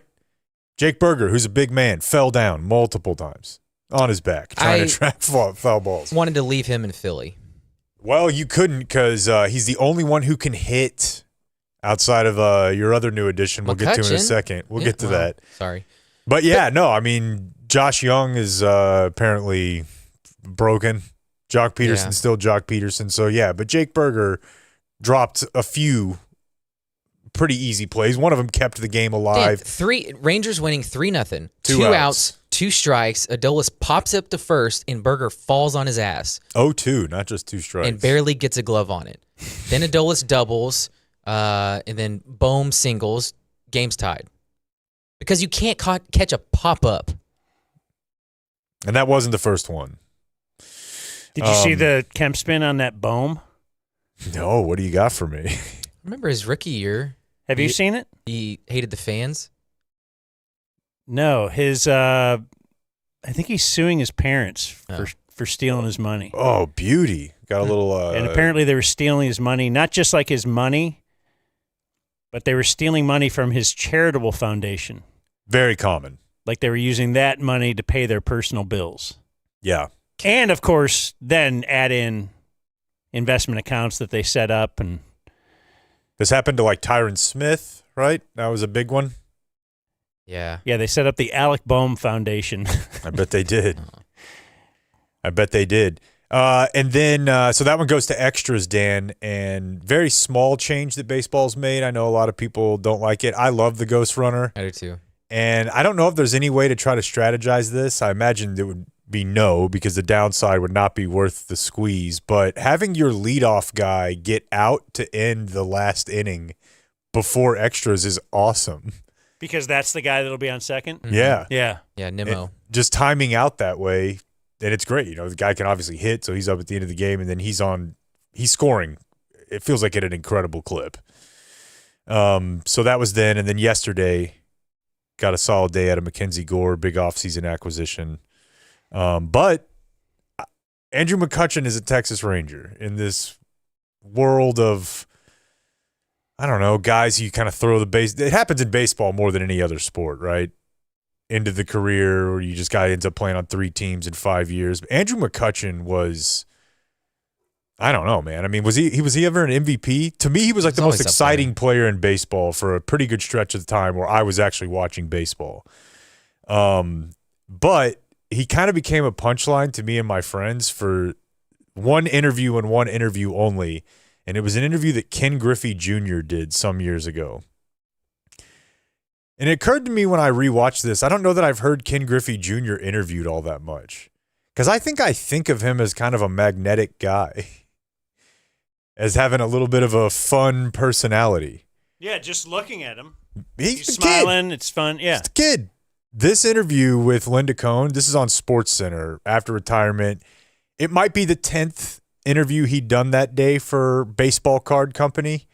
But this is an all-time horrible interview. Oh, just seeing that video brings back great memories. I used to cover this guy when I worked in... Okay, hold on. There it is. There it is. Gonna have to go ahead and kill that. Baseball guy just pleased watching to be baseball. joined by 13-time Major League Baseball All-Star Ken Griffey Jr., who is here on SportsCenter Live on behalf of Upper Deck, which is celebrating its 25th anniversary. How you doing, Ken? Hey, how are you? How do you think this is gonna go? Just great terrible. so far. Again. How you doing, Ken? She's fired up. Hey, how are you? Great. Growing up, you had a big baseball card collection. Did you have a favorite? Yeah, one. My dad. Your dad, of That was course. it. Besides your dad, were there somebody else? Nope. All right. Didn't know anybody else. All right, so we're obviously not playing along. I love this. Yeah, I want to hear it Very all. difficult interview questions. Obviously, you're on to pump your thing. Here, we're going to play the game, too. We're going to pretend that I care about your goddamn baseball card collection when you're a kid. Everyone play along. Like, I'm here. I'm just helping you promote this because they're paying you. Like, so now your job now, promote. Are you going to play more of this? Do you know? Have you heard this? No. Okay, I love it. All right. Didn't know anybody else. Yeah, and I mean, you're one of the best at going into that home plate hard. You were one of the best at that. Before we let you go, Ken, we know you... Wait, how did that fit? I think it might be like the home plate collection or something. Okay, There's got to be she's some. grasped. She's like, she didn't expect him to say one-word answers. Right. All right, besides your dad, just give me any player. Nope, don't have one. I didn't know anybody else. You know, the fact I grew up in Major League clubhouses for 20 years. I didn't ever see another ball player. It's clear that Ken Griffey Jr., growing up in clubhouses, did not collect baseball cards. He's never had a baseball card.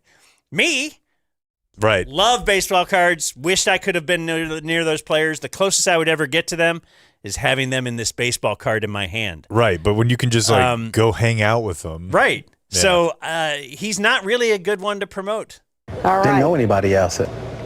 Yeah, and I mean, you're one of the best at going into that home plate hard. You were one of the best at that. Before we let you go, Ken, we know you've been doing a ton of interviews for Upper Deck. We have a few Twitter questions for you. This is a choice. Yeah, that's a bad one. Boy, okay. All right. She acknowledges that this may be your 10th interview. I know you're tired. I know you're, but look, we got our fun way we end these interviews. We're going to go to Buhner's Balls 19. Yeah, you think he's into mean tweets right now? This from Derby at Home Run Derby. Which young outfielder do you see today most resembles your playing style? And now you'll know. McCutchen. Andrew McCutchen. He's a good one. Here's another one. Who do you think? She's going for another one. Yeah, he's a good one. That's the time to be like, thanks for joining us. Like he's on the stand I trying to couldn't talk even get to his whole name. McCutcheon. So that's how I say that word now. But we're not done. Here's another one. Who do you think is the best player in Major League Baseball right now? All-around best player. McCutcheon. You guys buds? And looking back on your career, Ken Griffey Jr., what do you think will be remembered for far above all else? How you like that, boy? You shouldn't have asked that. Smile. Oh, thanks That's for a your good time. thing. I'm going to let you go with that. That smile. All right. Ken Griffey Jr., thanks for joining us on SportsCenter. Good luck the rest of the way in everything you do. Thank you. All right, you take it easy. Wow. Unbelievable, right? McCutcheon. McCutcheon. And then smile? Like, geez, Smile. one word. Literally Right. one word. Straight robot. Smile. McCutcheon. McCutcheon. But it turns out not all the old guys you bring in like Jock blow. Because McCutcheon's fun. Yeah, Nemo's been good. Gets on. That'll probably continue the whole year. Well, guess what? Jock Peterson not doing it did last year. Yeah. So, flip That side is- of the coin. That is true. News time? Indeed. Brought to us by HelloFresh. You still into HelloFresh? Of course. Have you fallen off the HelloFresh wagon? Yeah, I'm into Hello Spoiled. My wife now. loves these. Oh, yeah. Because they're all kind of like, all the stuff's ready for you. Yeah. Let's see, the HelloFresh.com/dumbzone10FM. You can get 10 free meals? Yeah. Whoa. And a free knife on your third box. That offer valid while supplies last. Free meals applied as discount on first box. New subscribers only, varies by plan, but the upshot is HelloFresh.com/dumbzone10FM. HelloFresh is a meal prep kit of a different level. They've got super, super elite recipes. They've got 35-plus high-protein options for you every week. It's a meal prep kit? Yeah. So like it's the shorts like a jersey. and the shirt? Jersey? Exactly. All right. But nah, you're not going to go hunt down a tiny little bit of spice. What are you going to do? You're going to pay for a millimeter of spice? Yeah, they send you the exact ingredients for like a recipe. It's great. Yeah, so it's all right there for you. And, of course, you're cutting out the prospect of, what are we going to cook this Pinch of week? salt, like You're an gonna- eye of a newt. What are you going to do? Well, everybody's fingers are different sizes. Yeah. Doesn't that always jam you up in your witchcraft? Right. But not with HelloFresh. They're delivering those packages right to your doorstep. You don't have to go to the grocery store. You don't have to plan it. So it's HelloFresh.com/dumbzone10FM. Here's Jake with the Dumb Zone News. All right, here's what we need to do real quick. How are we going to do this? We need to open everything I just closed in a panic back up. Oh, why didn't you just close the one tab that was bothering you? That panic part. Okay, go to recently, and it'll just open all the tabs at once. Where's recently? I should be. Jesus. Jake's gotten bad with technology, I think. I know. I have. Go to history. I'm on history. Top of your thing, history. Yeah. Right down there, just a couple will say recently closed tabs. Just go to all that. I know, but it's not. I think it's because I. Dan's had this conversation with his mom 1,000 times. Yeah, I think it's because I hit quit. But that's okay. We're going to rally because I bookmarked all these. We'll start with one that right there in my hometown. We had a domestic. Is it domestic violence if it plays out in public? Because at the stadium, Birdville Stadium, in the parking lot, we had a man kill himself after killing a woman and a child in the parking lot. Parking lot that I have stood in and probably received a hand job. Fired one up. Flamed one up. No. Hand job. I didn't smoke pot in high school at all. Not until church camp. You had Me the neither, order man. of operations wrong a little bit. I smoked pot one time the summer between 8th and 9th grade at church camp, and then not again until a year into college. I got the same exact, I did not smoke pot at all except one time. Mm-hmm. And it was my dad's wedding. I remember. With my new aunt, who was my age. God, that's hot. And I wanted to have sex with. So hot. But I didn't. But she got me high. Speaking of wanting to have sex with, we've been following the story over the past handful of months of Johnson County Sheriff Adam King, the disgraced, horny, white pant sheriff who would schedule women's schedules around, having their lunches in his office, telling them, do you know what I used to do to women in the 80s if they wore white pants at work? He was just super horny. And he was punishing them and, changing their hours to give them less work and less favorable positions if they rebuffed his advances. He was just a general creeper, and to the point of, actually scaring people. Well, he has now been arrested again for aggravated perjury. Because as this story drew out, we kept having notes about, hey, he's going to have to go in. He's got a grand jury. He's got to go talk to the Johnson County people under oath. Well, no one told him don't lie. In particular, he said that he never changed this woman's work schedule or duty station intentionally after he learned that she had accused him of sexual harassment. But much like what Chris Hansen would say whenever he would be standing there and some guy'd be like, I didn't do it. Sheriff, we have the chat logs. Like, we know. So now, He's saying right there on it? Yeah. Enough to get arrested for it. The affidavit says he gave special privileges to women who spent time with them. Buying them gifts. Got to earn it. You do got to earn it. A couple notes out of Salina. I mean, back in my day. This is kind of funny. You got to wonder, it's spelled differently, but someone sent me this. You got to wonder if there's any sort of Google alert that goes off. Former Salina high school wrestling coach is accused of creating child pornography after secretly recording minors while they showered in a locker room.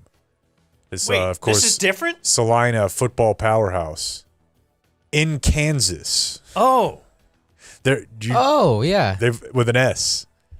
When I was in high school, I remember learning of they may say it's Salina, but it's a powerhouse school up there. And there's Salina. It's like a sister city program, like Grapevine has a deal with some town in Mexico where they share culture. Oh, I see. So Salina and Salina both. Yeah, they have their high school athletes do naked recording. No, but the other Salina story we have is from Salina C, and it is not related to the new jumping jacks, but it is related to that super kick-ass massive house party we talked about where 800 kids, I mean, I'm sure a lot of them were That's over like a 18. whole high school. No, but... No? Well, I mean, there's no high schools that are 800 Yeah, people? you're right. I should think of mid-high schools. Like, I graduated with that many, right? Okay. But you're right. You're right, for sure. A lot of people. Ton of people. Picture your graduating. There you go. Your graduation ceremony. And it was an Airbnb. Yeah. So the owner of the property talked to Fox 4. Nice. Said they booked it for a party of 7. You tend to... I'll embellish sometimes. I'll say we got 4 when we really have 5. Man, I've been living that. Because I was always the guy who booked the house for the boys' summer vacation trip, the group trip. And I'm like, I don't have to count a guy if he's sleeping in the bathtub. Right. You don't count him. I don't count him. Let's So yeah, they took out all the wall fixtures. They broke everything. The island was broken. The granite countertop was broken. Took all the furniture out of the living space. The granite countertop. Yeah, it's hard to break. People were dancing on them. Like people were up on, like tons of kids up on top of it. Hey, you wanted to make rental money. Yeah. You wanted passive income. So 2 people taken into custody. We had shots fired. Damn. Police chief says we started getting 911 calls. Got a call that there were 10 men at the front gate and they had guns and they were threatening to kill someone. So this, of course, amped up our officers just a bit to make sure we go inside and keep everybody safe. Now, what happened here is, in my experience, something that happens at every large high school party of any size, of any note. There's going to be a fight somehow. There's going to be guys who weren't invited who show up. There's going to be guys who you want to leave who won't leave. But at some point, there's going to be a fight. And there's not going to be one guy because he's got friends. I've seen this happen many, many times. So when they say there were 10 guys at the gate, it's probably a bunch of dudes out there like, hey, from 2 high schools over. Fucking let us in there, dude. And one of them has a gun, and then that turns into, oh, there's gang violence happening over here. It's like, yeah, I don't know. But the fact that this stuff can spread the way that it can now on social media makes me miss high school or college. It makes me miss being able to be like, I just found out there's a place 25 minutes from here. You would have been there. Be 600 people tonight. You would have absolutely been there. I would have lit their pool on fire with gasoline. I'm surprised Blake isn't taking his kid there. That's a good point. Trying to kill time. No, he's busy. He's busy doing his work for Doge. They found that flight attendant's body unalive. That's good, right? Got a really long email about that guy. Hit me, or is that viewer mail? Let's see. It's a really long email. But it's just... We can save it if you want. No. It's basically a guy who also, I think, was a flight attendant, said he has made that trip. Oh, no, he just said he's been going to Medellin 5 to 6 times a year for 20 years. But he's like, that is not very uncommon. Yeah. What happened to that guy? As far as, he said, we've had 50 such cases reported this year in Medellin. We estimate 90% of the cases actually go unreported because the victims are too embarrassed or have wives or families that would prevent them from admitting what happened. So like people who didn't die. Right. They just got stuck. They got robbed. Well, it's like, yes, common theme, guy goes to bar, meets a girl, they agree to go to his place for some fun. She drugs him, steals everything he has. He wakes up 2 days later if he's lucky. Yeah, Sometimes, could be a dude too. Yeah, he said the most dangerous part is that many of the guys don't wake up. They're killed, possibly by the girl messing up the dosage. It's easy to do. The drugs they use are very powerful. Yeah. In the rest of the world, you hear about date rape drugs, like ketamine or Ativan. Ativan, yeah. Ativan. They use those in Colombia, but they have another drug as well, and whatever. Yeah, I mean, basically, he was not surprised at this at all. I'm not surprised. He's not surprised. I was talking to my wife about it, and her surprise was that they nabbed an American, which you'd think in general, because people are getting kidnapped in South America all the time. Like, I think it's it's a normal thing. But if you kidnap it, and it's never going to end up on the news, I would imagine. But you kidnap a guy who lives in America, who works for an American company, they're probably going to find you. I would think that'd be a criminal no-no, but who knows? Let's see here. What was the next one I wanted to do? Oh. Explain this one to me, restaurant man. So you're aware of Perry's Steakhouse? I've been there. Good. It's good. Got a great bar menu. I feel like that's why I'm fucking turning into my dad, bro. My dad is... I mean, I think I've told you guys this, and I'm not shaming him. I'm just making fun of him. My dad has done pretty well, right, financially. Maybe this is why he's got so much money, is because he doesn't live like I do. Mm-hmm. But, man, my dad and my stepmom are eating dinner at 4:30, not just because they're old, but because they split, like, happy hour dishes everywhere they go. That's what my mom was telling me. They go to the bar. When she learned that exists with Rose. Yeah. They do get the portions are smaller.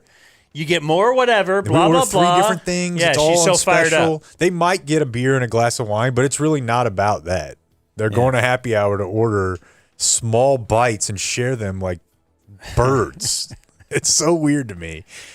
But in any case, as I'm like, order me a second entree and put it on the credit card. Perry's was, they're Houston-based. They were ordered to pay over $21 million out in damages this weekend, or last week, by a Houston judge for what they say is an illegal tip pool. So what they were doing, they were sued by 750 waiters who say that they had taken a portion of their tips each week and pooled them into a mandatory tip pool, which was then used to pay staff who don't customarily get tips. So I assume that's like back of house. But I thought I've heard of like the progressive way to run a restaurant is that you do some sort of thing that. But wait a second. Explain how they get the pool. It's a mandatory what? Mandatory tip pool. So they have to just take take the company takes a portion of their tips each week and pools them into a mandatory tip pool. But you are taking the tip from the waitress. Correct. You're saying she says I was given this tip for my job. Actually, I'm going to take 10% of that. Right. To spread it around. They're just making it mandatory instead of there was always an unwritten thing, right? Like I don't know.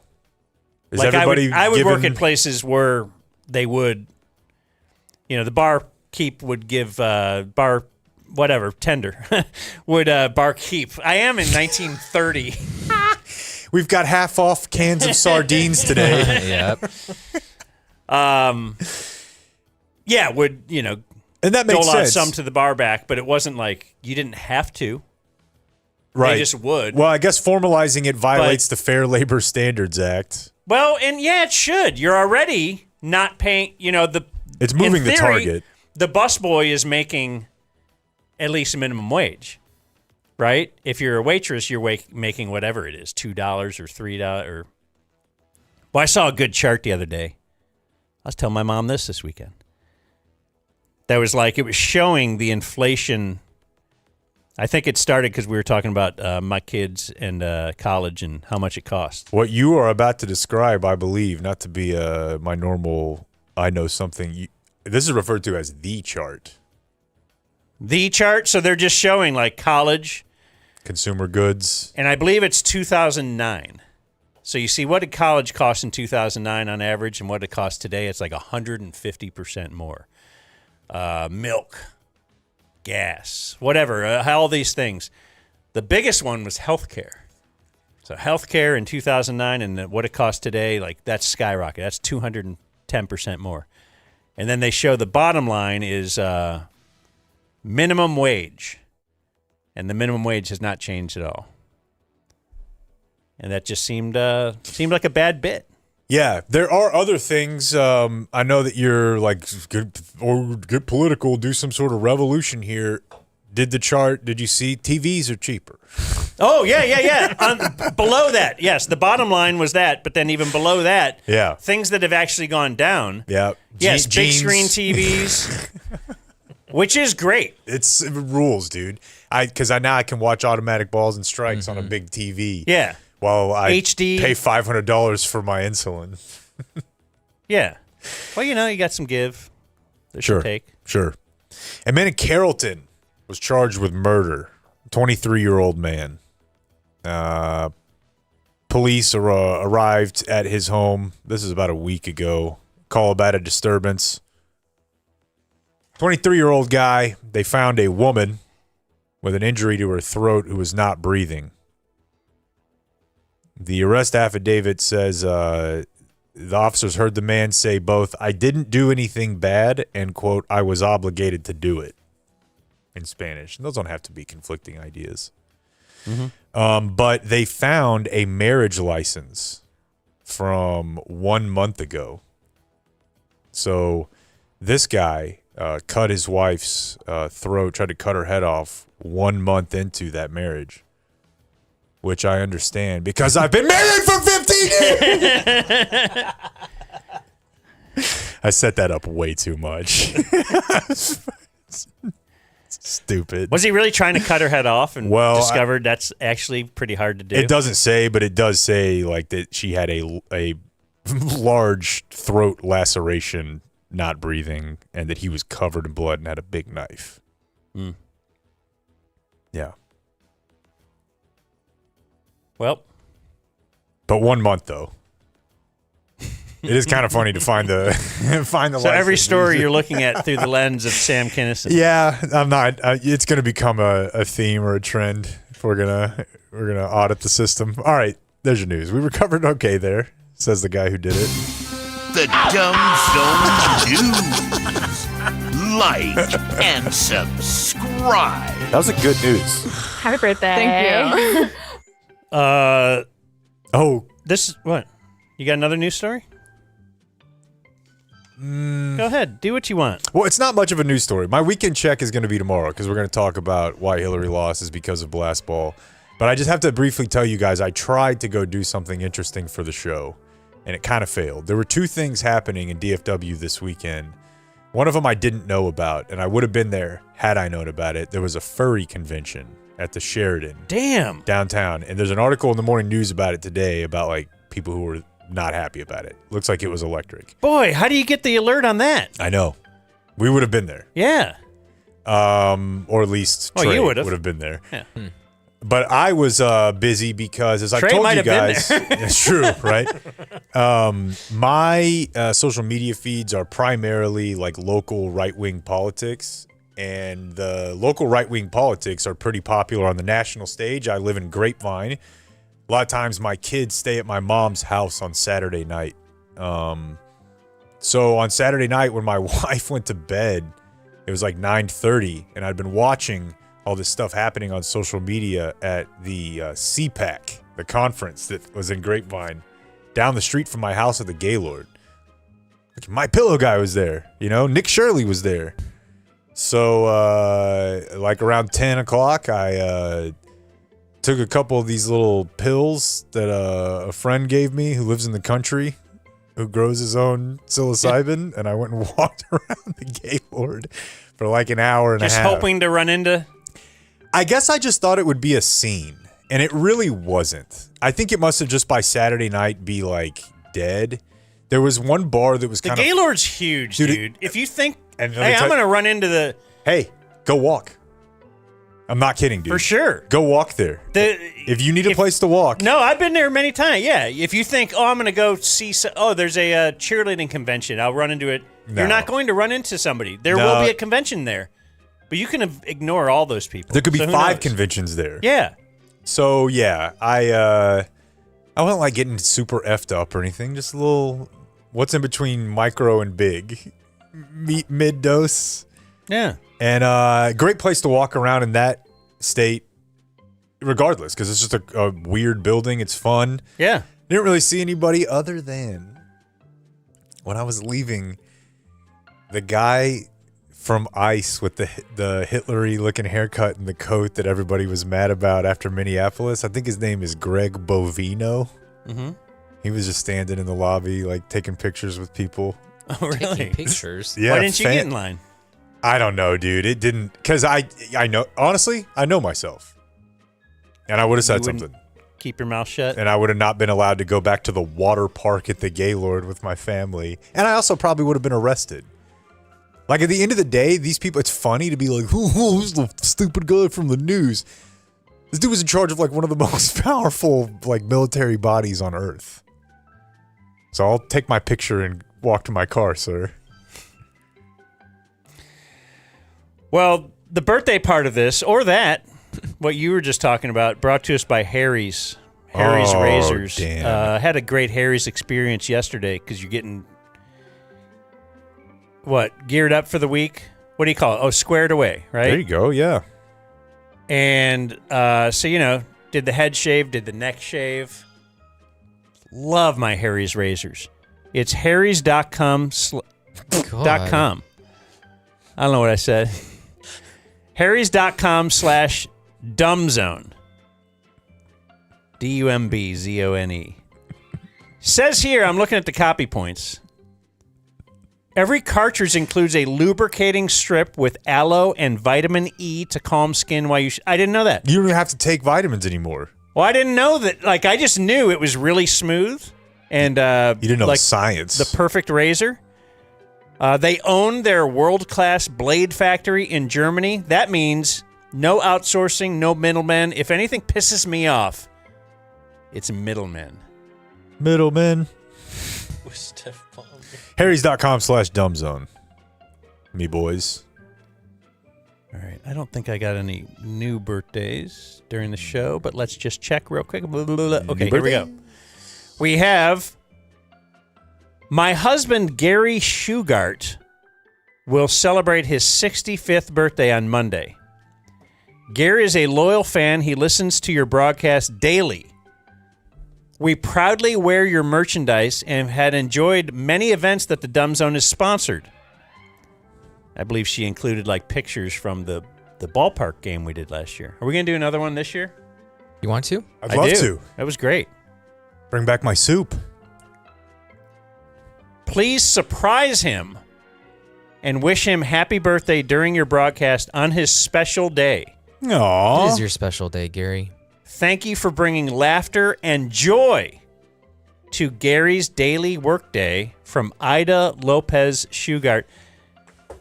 You should print this off and show it to like your wife or all these people that are like, what do? You don't do anything. Look at that. You bring joy to Gary's life. Or I guess to his workday. So maybe it's really not you, it's his job sucks. I don't know. Sorry. An interview just dropped with Cuban where he says he regrets selling to the Adelsons. Oh, you don't say. Oh, thank you. So, thank you. Lopez Shugart, hyphenated? It is not. Okay. Why? I'm just curious about her buy-in for Gary. Yeah. Half-timing. I mean, if she's not bringing Gary joy, then yeah, somebody has to. Glad we can take the role since you're not committed to Gary. And then I have attention. The Fellowship of Dumb would like to recognize one of our own, Alexa's birthday. Hey. Alexa. Also known as Celexa. She is of female-owned business fame and Alexa schedule fame. Yeah. This is her Wyatt Langford, C.J. Wilson birthday, or Nolan Ryan plus M. Raffle birthday. Her leaders are Sleep Till Noon Soroy, Blake's Toll Bill, Dan's Aura, and Jake's wife. Your Fellowship of Dumb appointed spokesperson and leader of Big Bean, Carly. Big Bean. What's that mean, Big Bean? They're doing Dude, our chat's wild. They got bits. They're doing their own show. She flicking that Big Bean? I hope. Acknowledge that and welcome it for the greatness that it was. I don't know what to do with it. I want to help. Game Day Men's Health presents. You don't want her to feel good? I want her being. I want her to being flick that pleased. thing.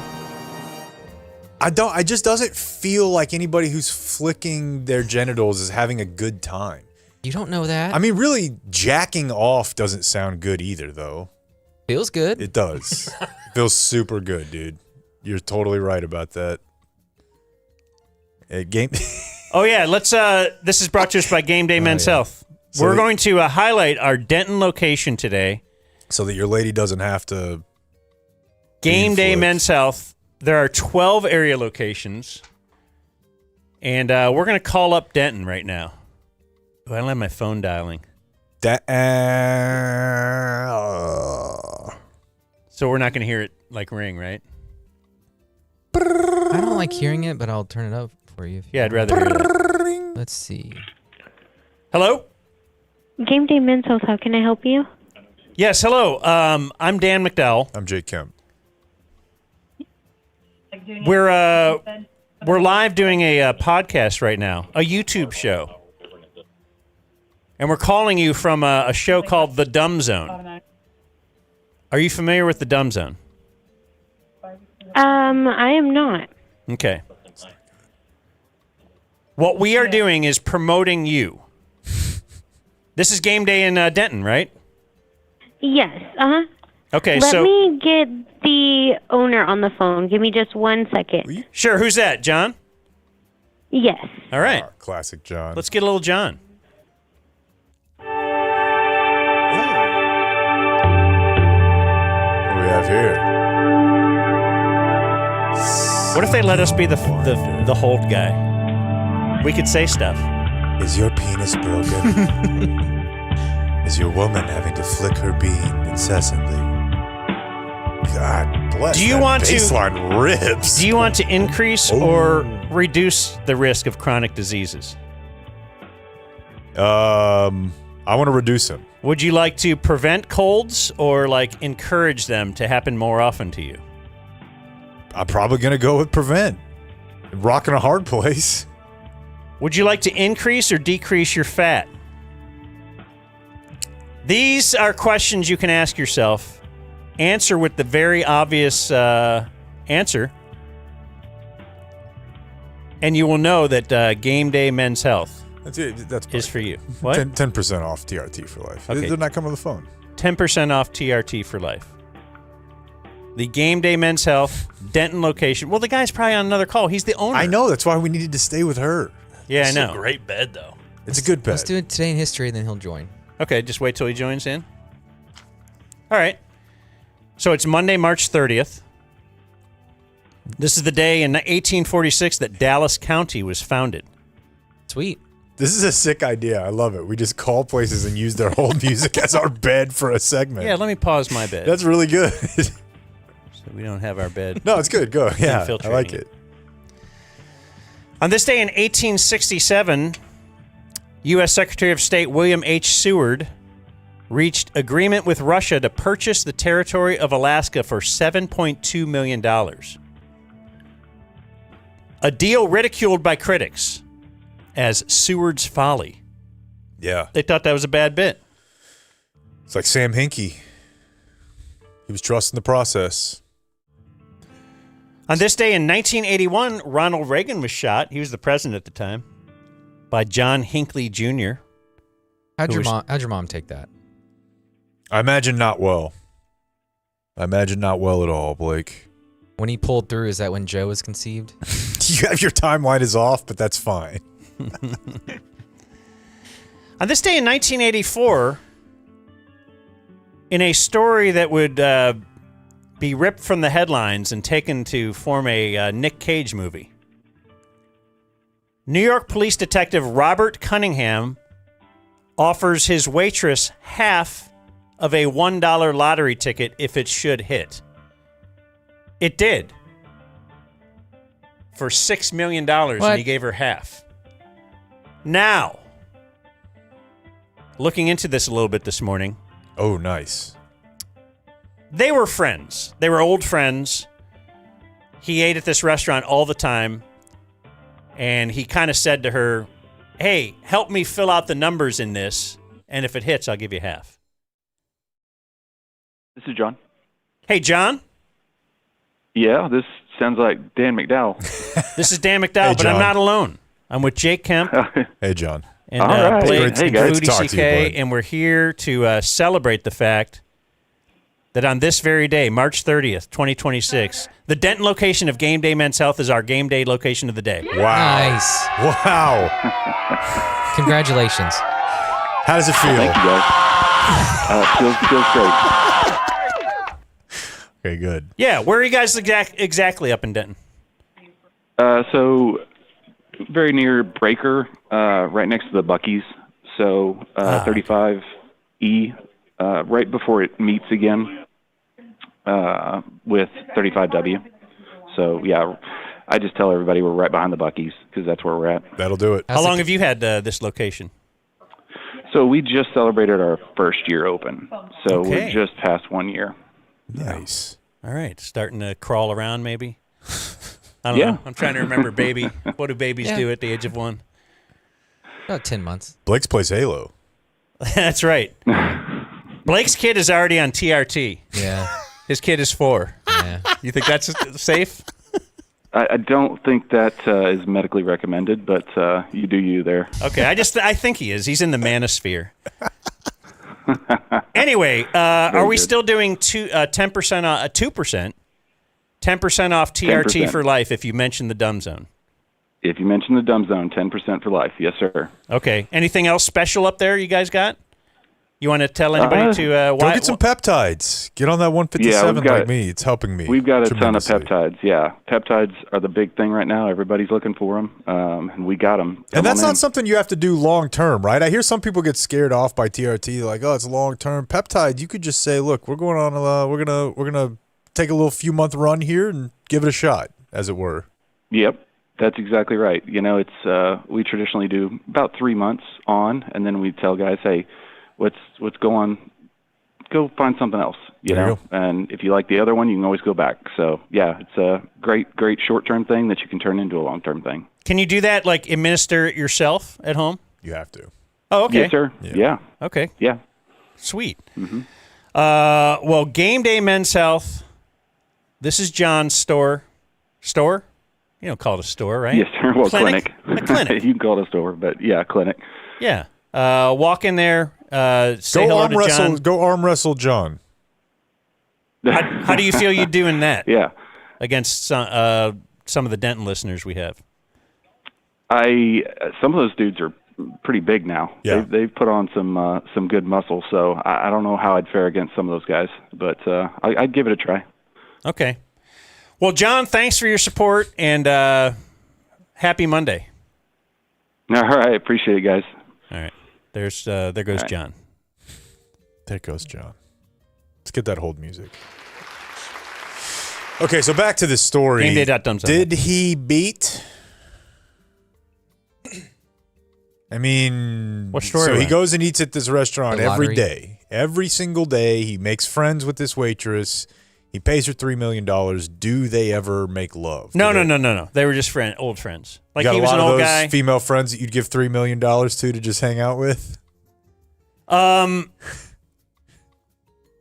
I guess you would have to just say, but like I said, it wasn't like, hey, if this hits, I'm going to give you, like they worded it as if this was his tip, but they were just friends. They both, I think he bought the lottery ticket, said, I'll split this with you.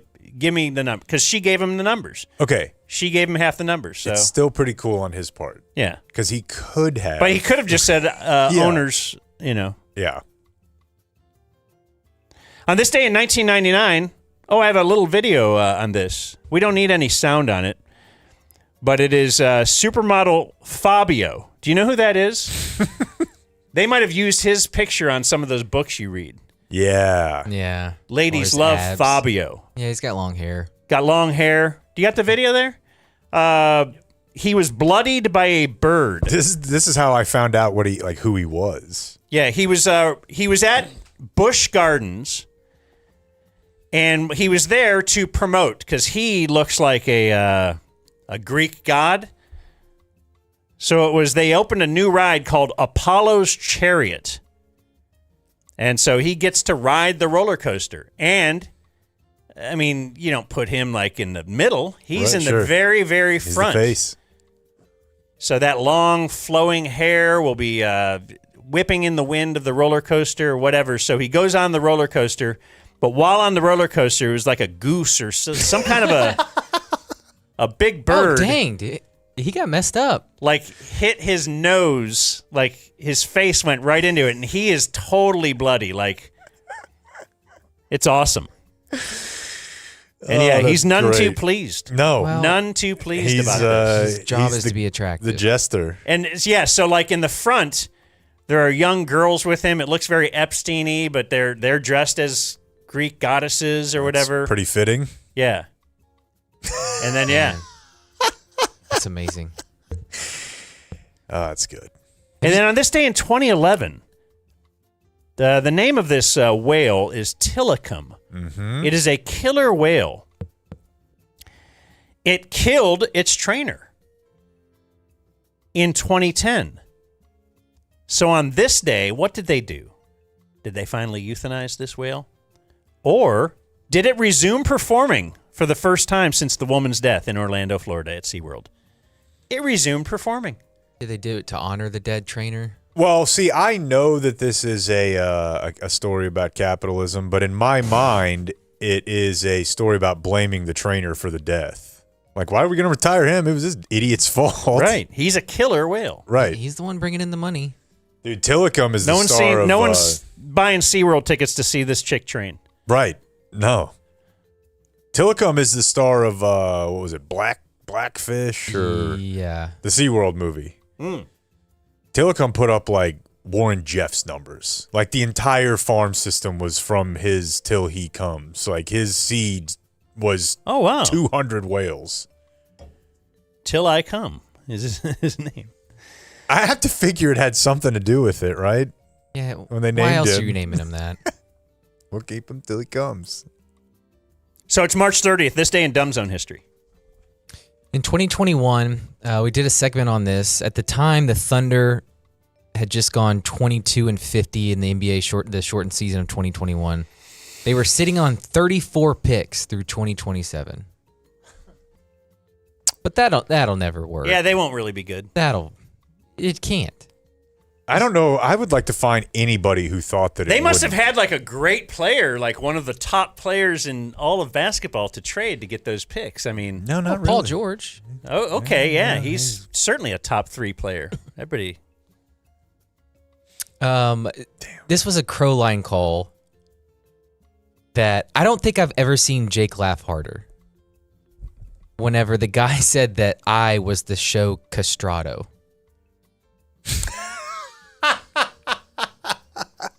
And that was Do you remember what that is, Dan? No.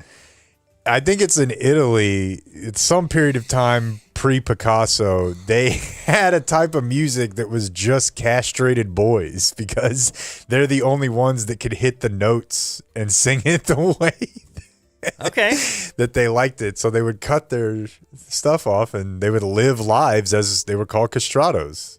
Because they were castrated. Yeah, but they were like beautiful boy singers. That was the open for today, 2021.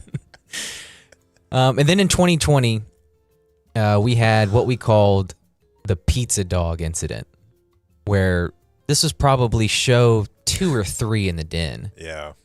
And Jake hadn't quite learned that you can't leave food on the ground just yet. And so it was the next iteration of Moron Dog. Okay, so obviously a couple things Not here. the chicken And box. by the way, you might have a problem on your hands because I think the dog just got one of my pieces of pizza. Oh, no. And she appears, or he appears like I'm going to get bit if I try to. Maybe don't let him eat the pizza. Well, maybe don't let him eat the napkin. This is Moron Dog Part 2. I'm sorry. I had it over here and they got into my stuff. Yeah. Sorry. So the upshot there is that Steve Blake missed 2 games at the end of the regular season with chicken pox. And He had that whole thing in his mouth. Yeah, I know. By the way, I know. I'm trying to press forward. You had it on the ground? Well, I had it in my thing on the ground, but yeah, it was like in this, and this was slightly ajar. All and, right. Yeah, it's my bad. Sorry. I forgot there were animals up here.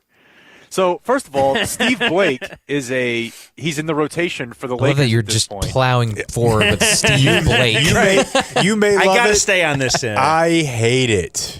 I can't stand listening to early me who did not seem to understand entertainment and just plowed through. I could have word for word recreated the entire Moron Dog thing with you right there. We all know it.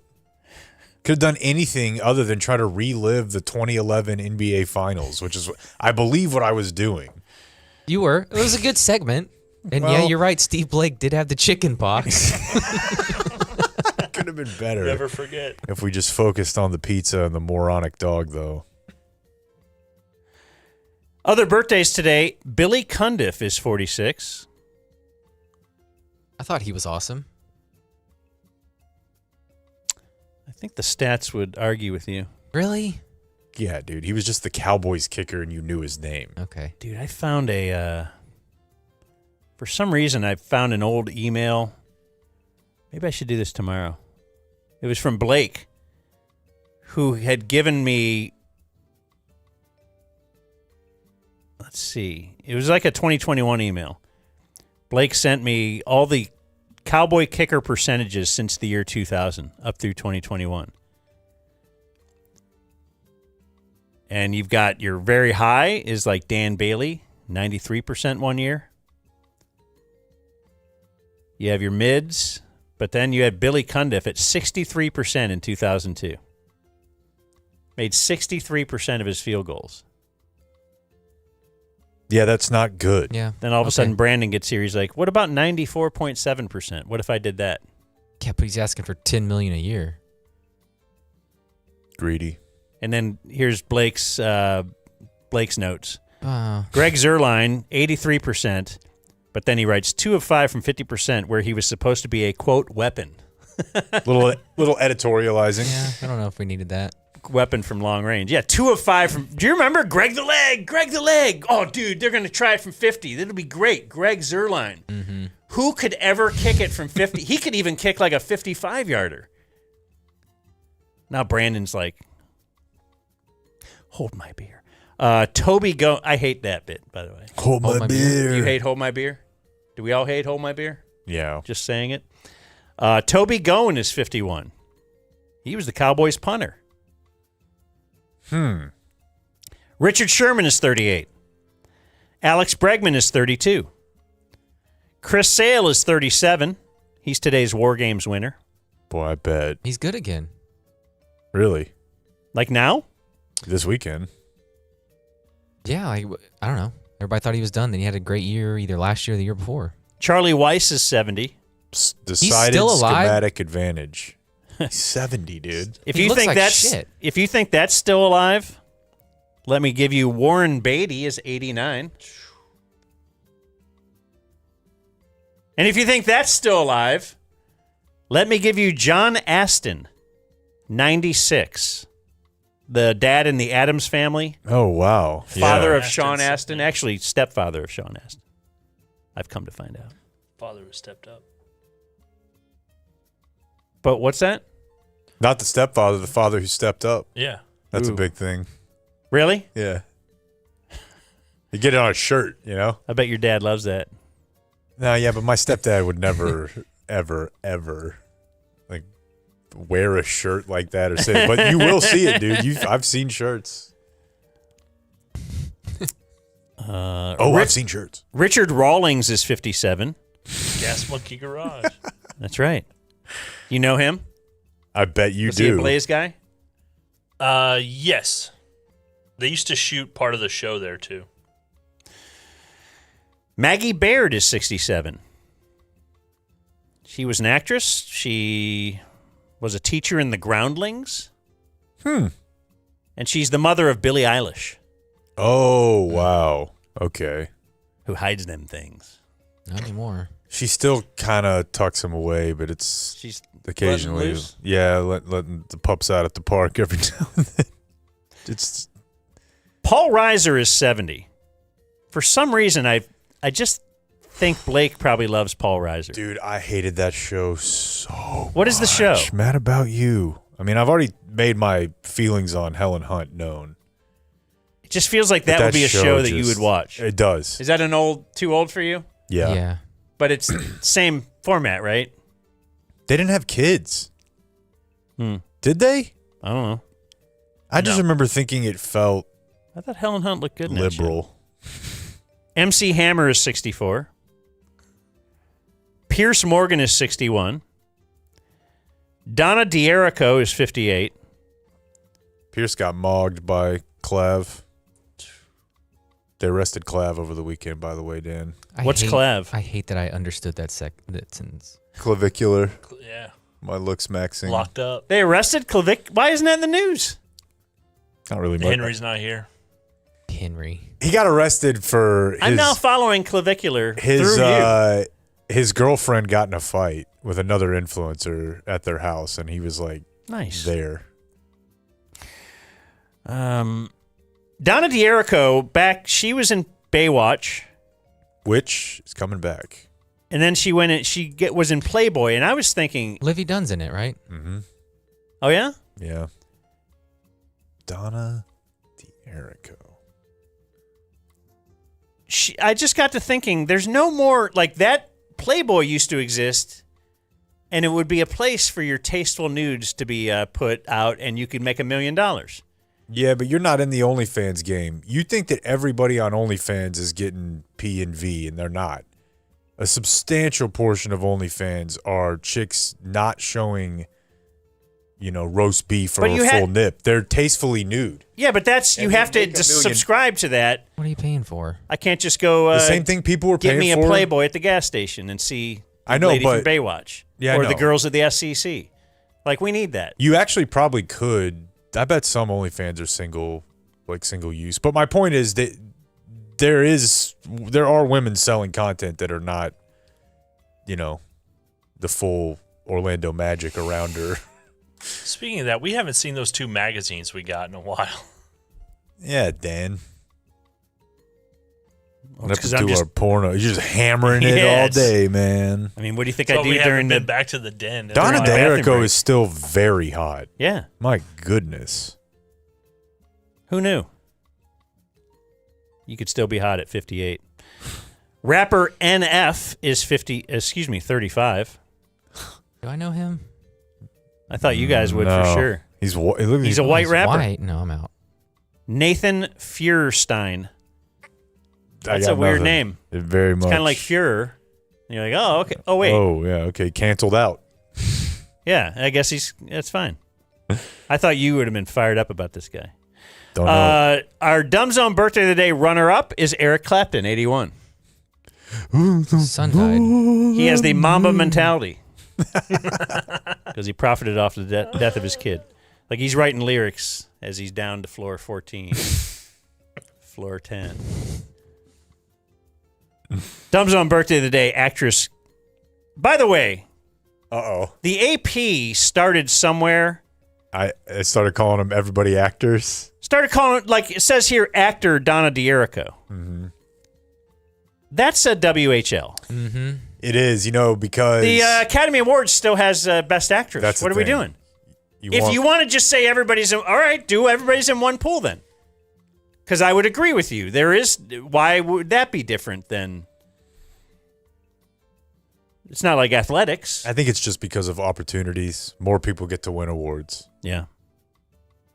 No, our actress is the Dumb Zone birthday today. Katie Mixon is 45. Go search her. Eastbound and Down? You will agree. Oh, my goodness. She's nice and juicy. We like her. We like her, folks. Katie Mixon. Yeah, she's great. I'm a big fan. I mean, she fluctuates quite a bit, but... A little too big? What do you... No, I used to love her until I found out she used a body double in Eastbound and Down. And I thought she For what? She takes her top off, Yeah. except it's not her. It's When I not- found out it wasn't her, I was very disappointed. It's not really April's. No, it's not April's cans. That's weird. Yeah. You'd be like, okay, I don't want to do this personally, but I will have a body double do that. Yeah. No, I don't think that's weird at all. I think that's a normal thing for an actor or actress to think. I think what's weird is if you're Blake to then think less of the person afterward because you feel duped in some way. Like you were a consumer who was fooled. Well, you ever find out and owed. Put an asterisk next to that crank. Yeah, you Oh, ever find out your beat wasn't wholesome? It's going to mess up my record books. It's like you were catfished. A little Yeah. bit. I was disappointed. Yeah. Thought those were April's. Born on this day, now dead, Vincent van Gogh. 1600. Yeah, give me late 1680. 1870. Foodie. 1853 to 1890. Damn. I told my daughter Burned about him bright. the other day. Burned bright. You told her about what? The ear thing. It came up somehow. That's odd. Either she knew who Van Gogh was or she knew of a story of something. Yeah. Oh, was it because you guys were watching Reservoir Dogs again? I think it probably was, yeah. Just that She's part. like, hey, that's like Van Gogh. Right. And we had just finished the Tyson Holyfield fight. Yeah. Also born on this day, now dead, Secretariat. Secretariat is the horse won the Triple Crown in 1973. Secretariat died in 1989, so 19 years old, which made me wonder this morning, how old do horses get? Like, is that a young death? Is that an old death? Can a horse be 50? For real? I would have thought 20 was like crazy old for a horse. Because, I mean, if they're killing them when they're that young, when they're jacked up, it must be that there's not like a ton left. Well, I think you it tell me was a just horse can live to 50? It's not they're killing because they can't fix a horse's bone. I know. 25 to 30. So it's pretty old, but like they take care of it. That's old in horse years. But my point is just like, well, it doesn't matter. Yeah. And bucket required. Also born on this day, now dead, Irv Brown. You may know him from Denver radio, the Irv and Joe show. Glorious. The Irv and Joe game. A trailblazer. Dead on this day, still dead. Taking calls. Mitch Hedberg. Died on this day in 2005. Oh. Is there any chance It's good. It's not great, but it's that good. Mitch Hedberg is overrated? Yes, there is a chance. His death helped him. Because I've But every niche comic is overrated by people because the people who like him way too much. But he's a niche comic, right? It's like Carrot Top almost. It's not as much of a bit as Carrot Top, but it's just like he's doing something that is clearly only he does it. But I bet you if Carrot Top died in his quote-unquote prime, he'd be vastly overrated. But now you see him in Vegas all the time. He's like, okay, enough. Mitch Hedberg is a great comic. I don't know that you would ever. I think you have a bad argument on. For some reason, I can't see Carrot Top ever being overrated. My point is just that you wouldn't know, dude. He had a trunk full of stuff. Well, he has a career somehow from having a bit, and he's not funny. Same thing with like Gallagher, although maybe Gallagher was great. Mitch Hedberg is funny. I just think that the wrapping paper. People get really, really into it if you can do something different. Like, do you think Stephen Wright is overrated? Because he's certainly niche. I don't, but I They're can in the see same vein.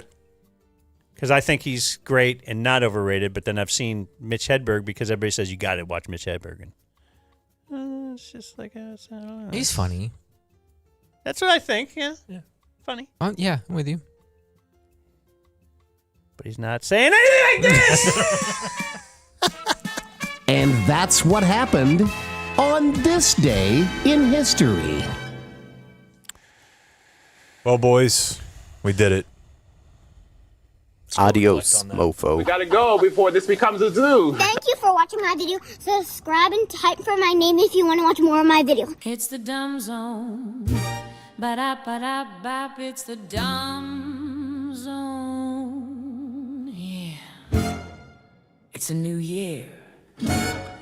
The boys bringing back the laughs and the fun. I hope you're ready. 2026 is the year of the dumb. Sitting atop Dan's garage in the Dragon Den. It's the entourage of Jake and Blake with their leader Dan, talking sports and news across the land. 11:34 days a week. The Dumb Zone gives us everything we need.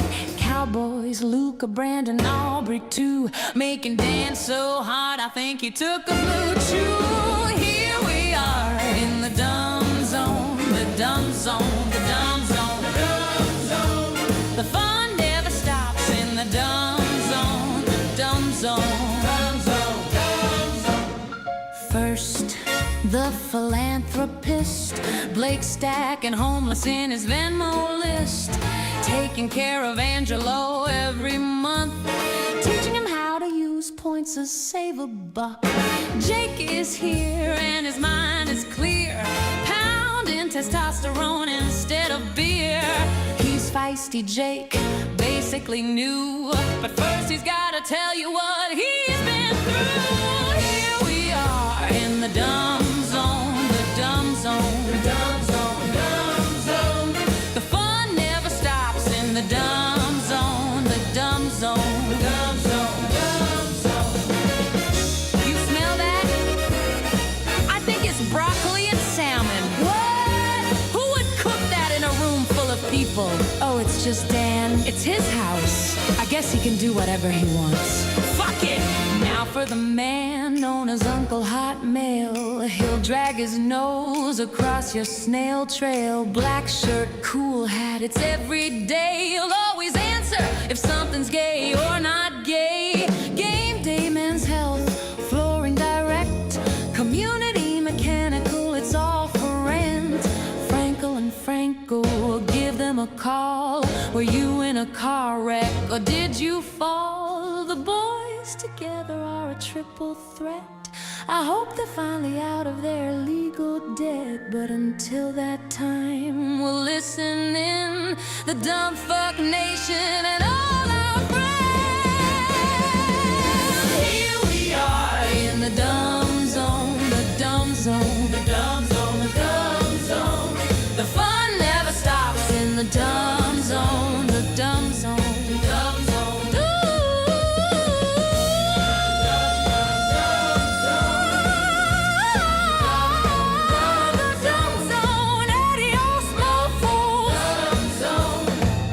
Adios, mofos.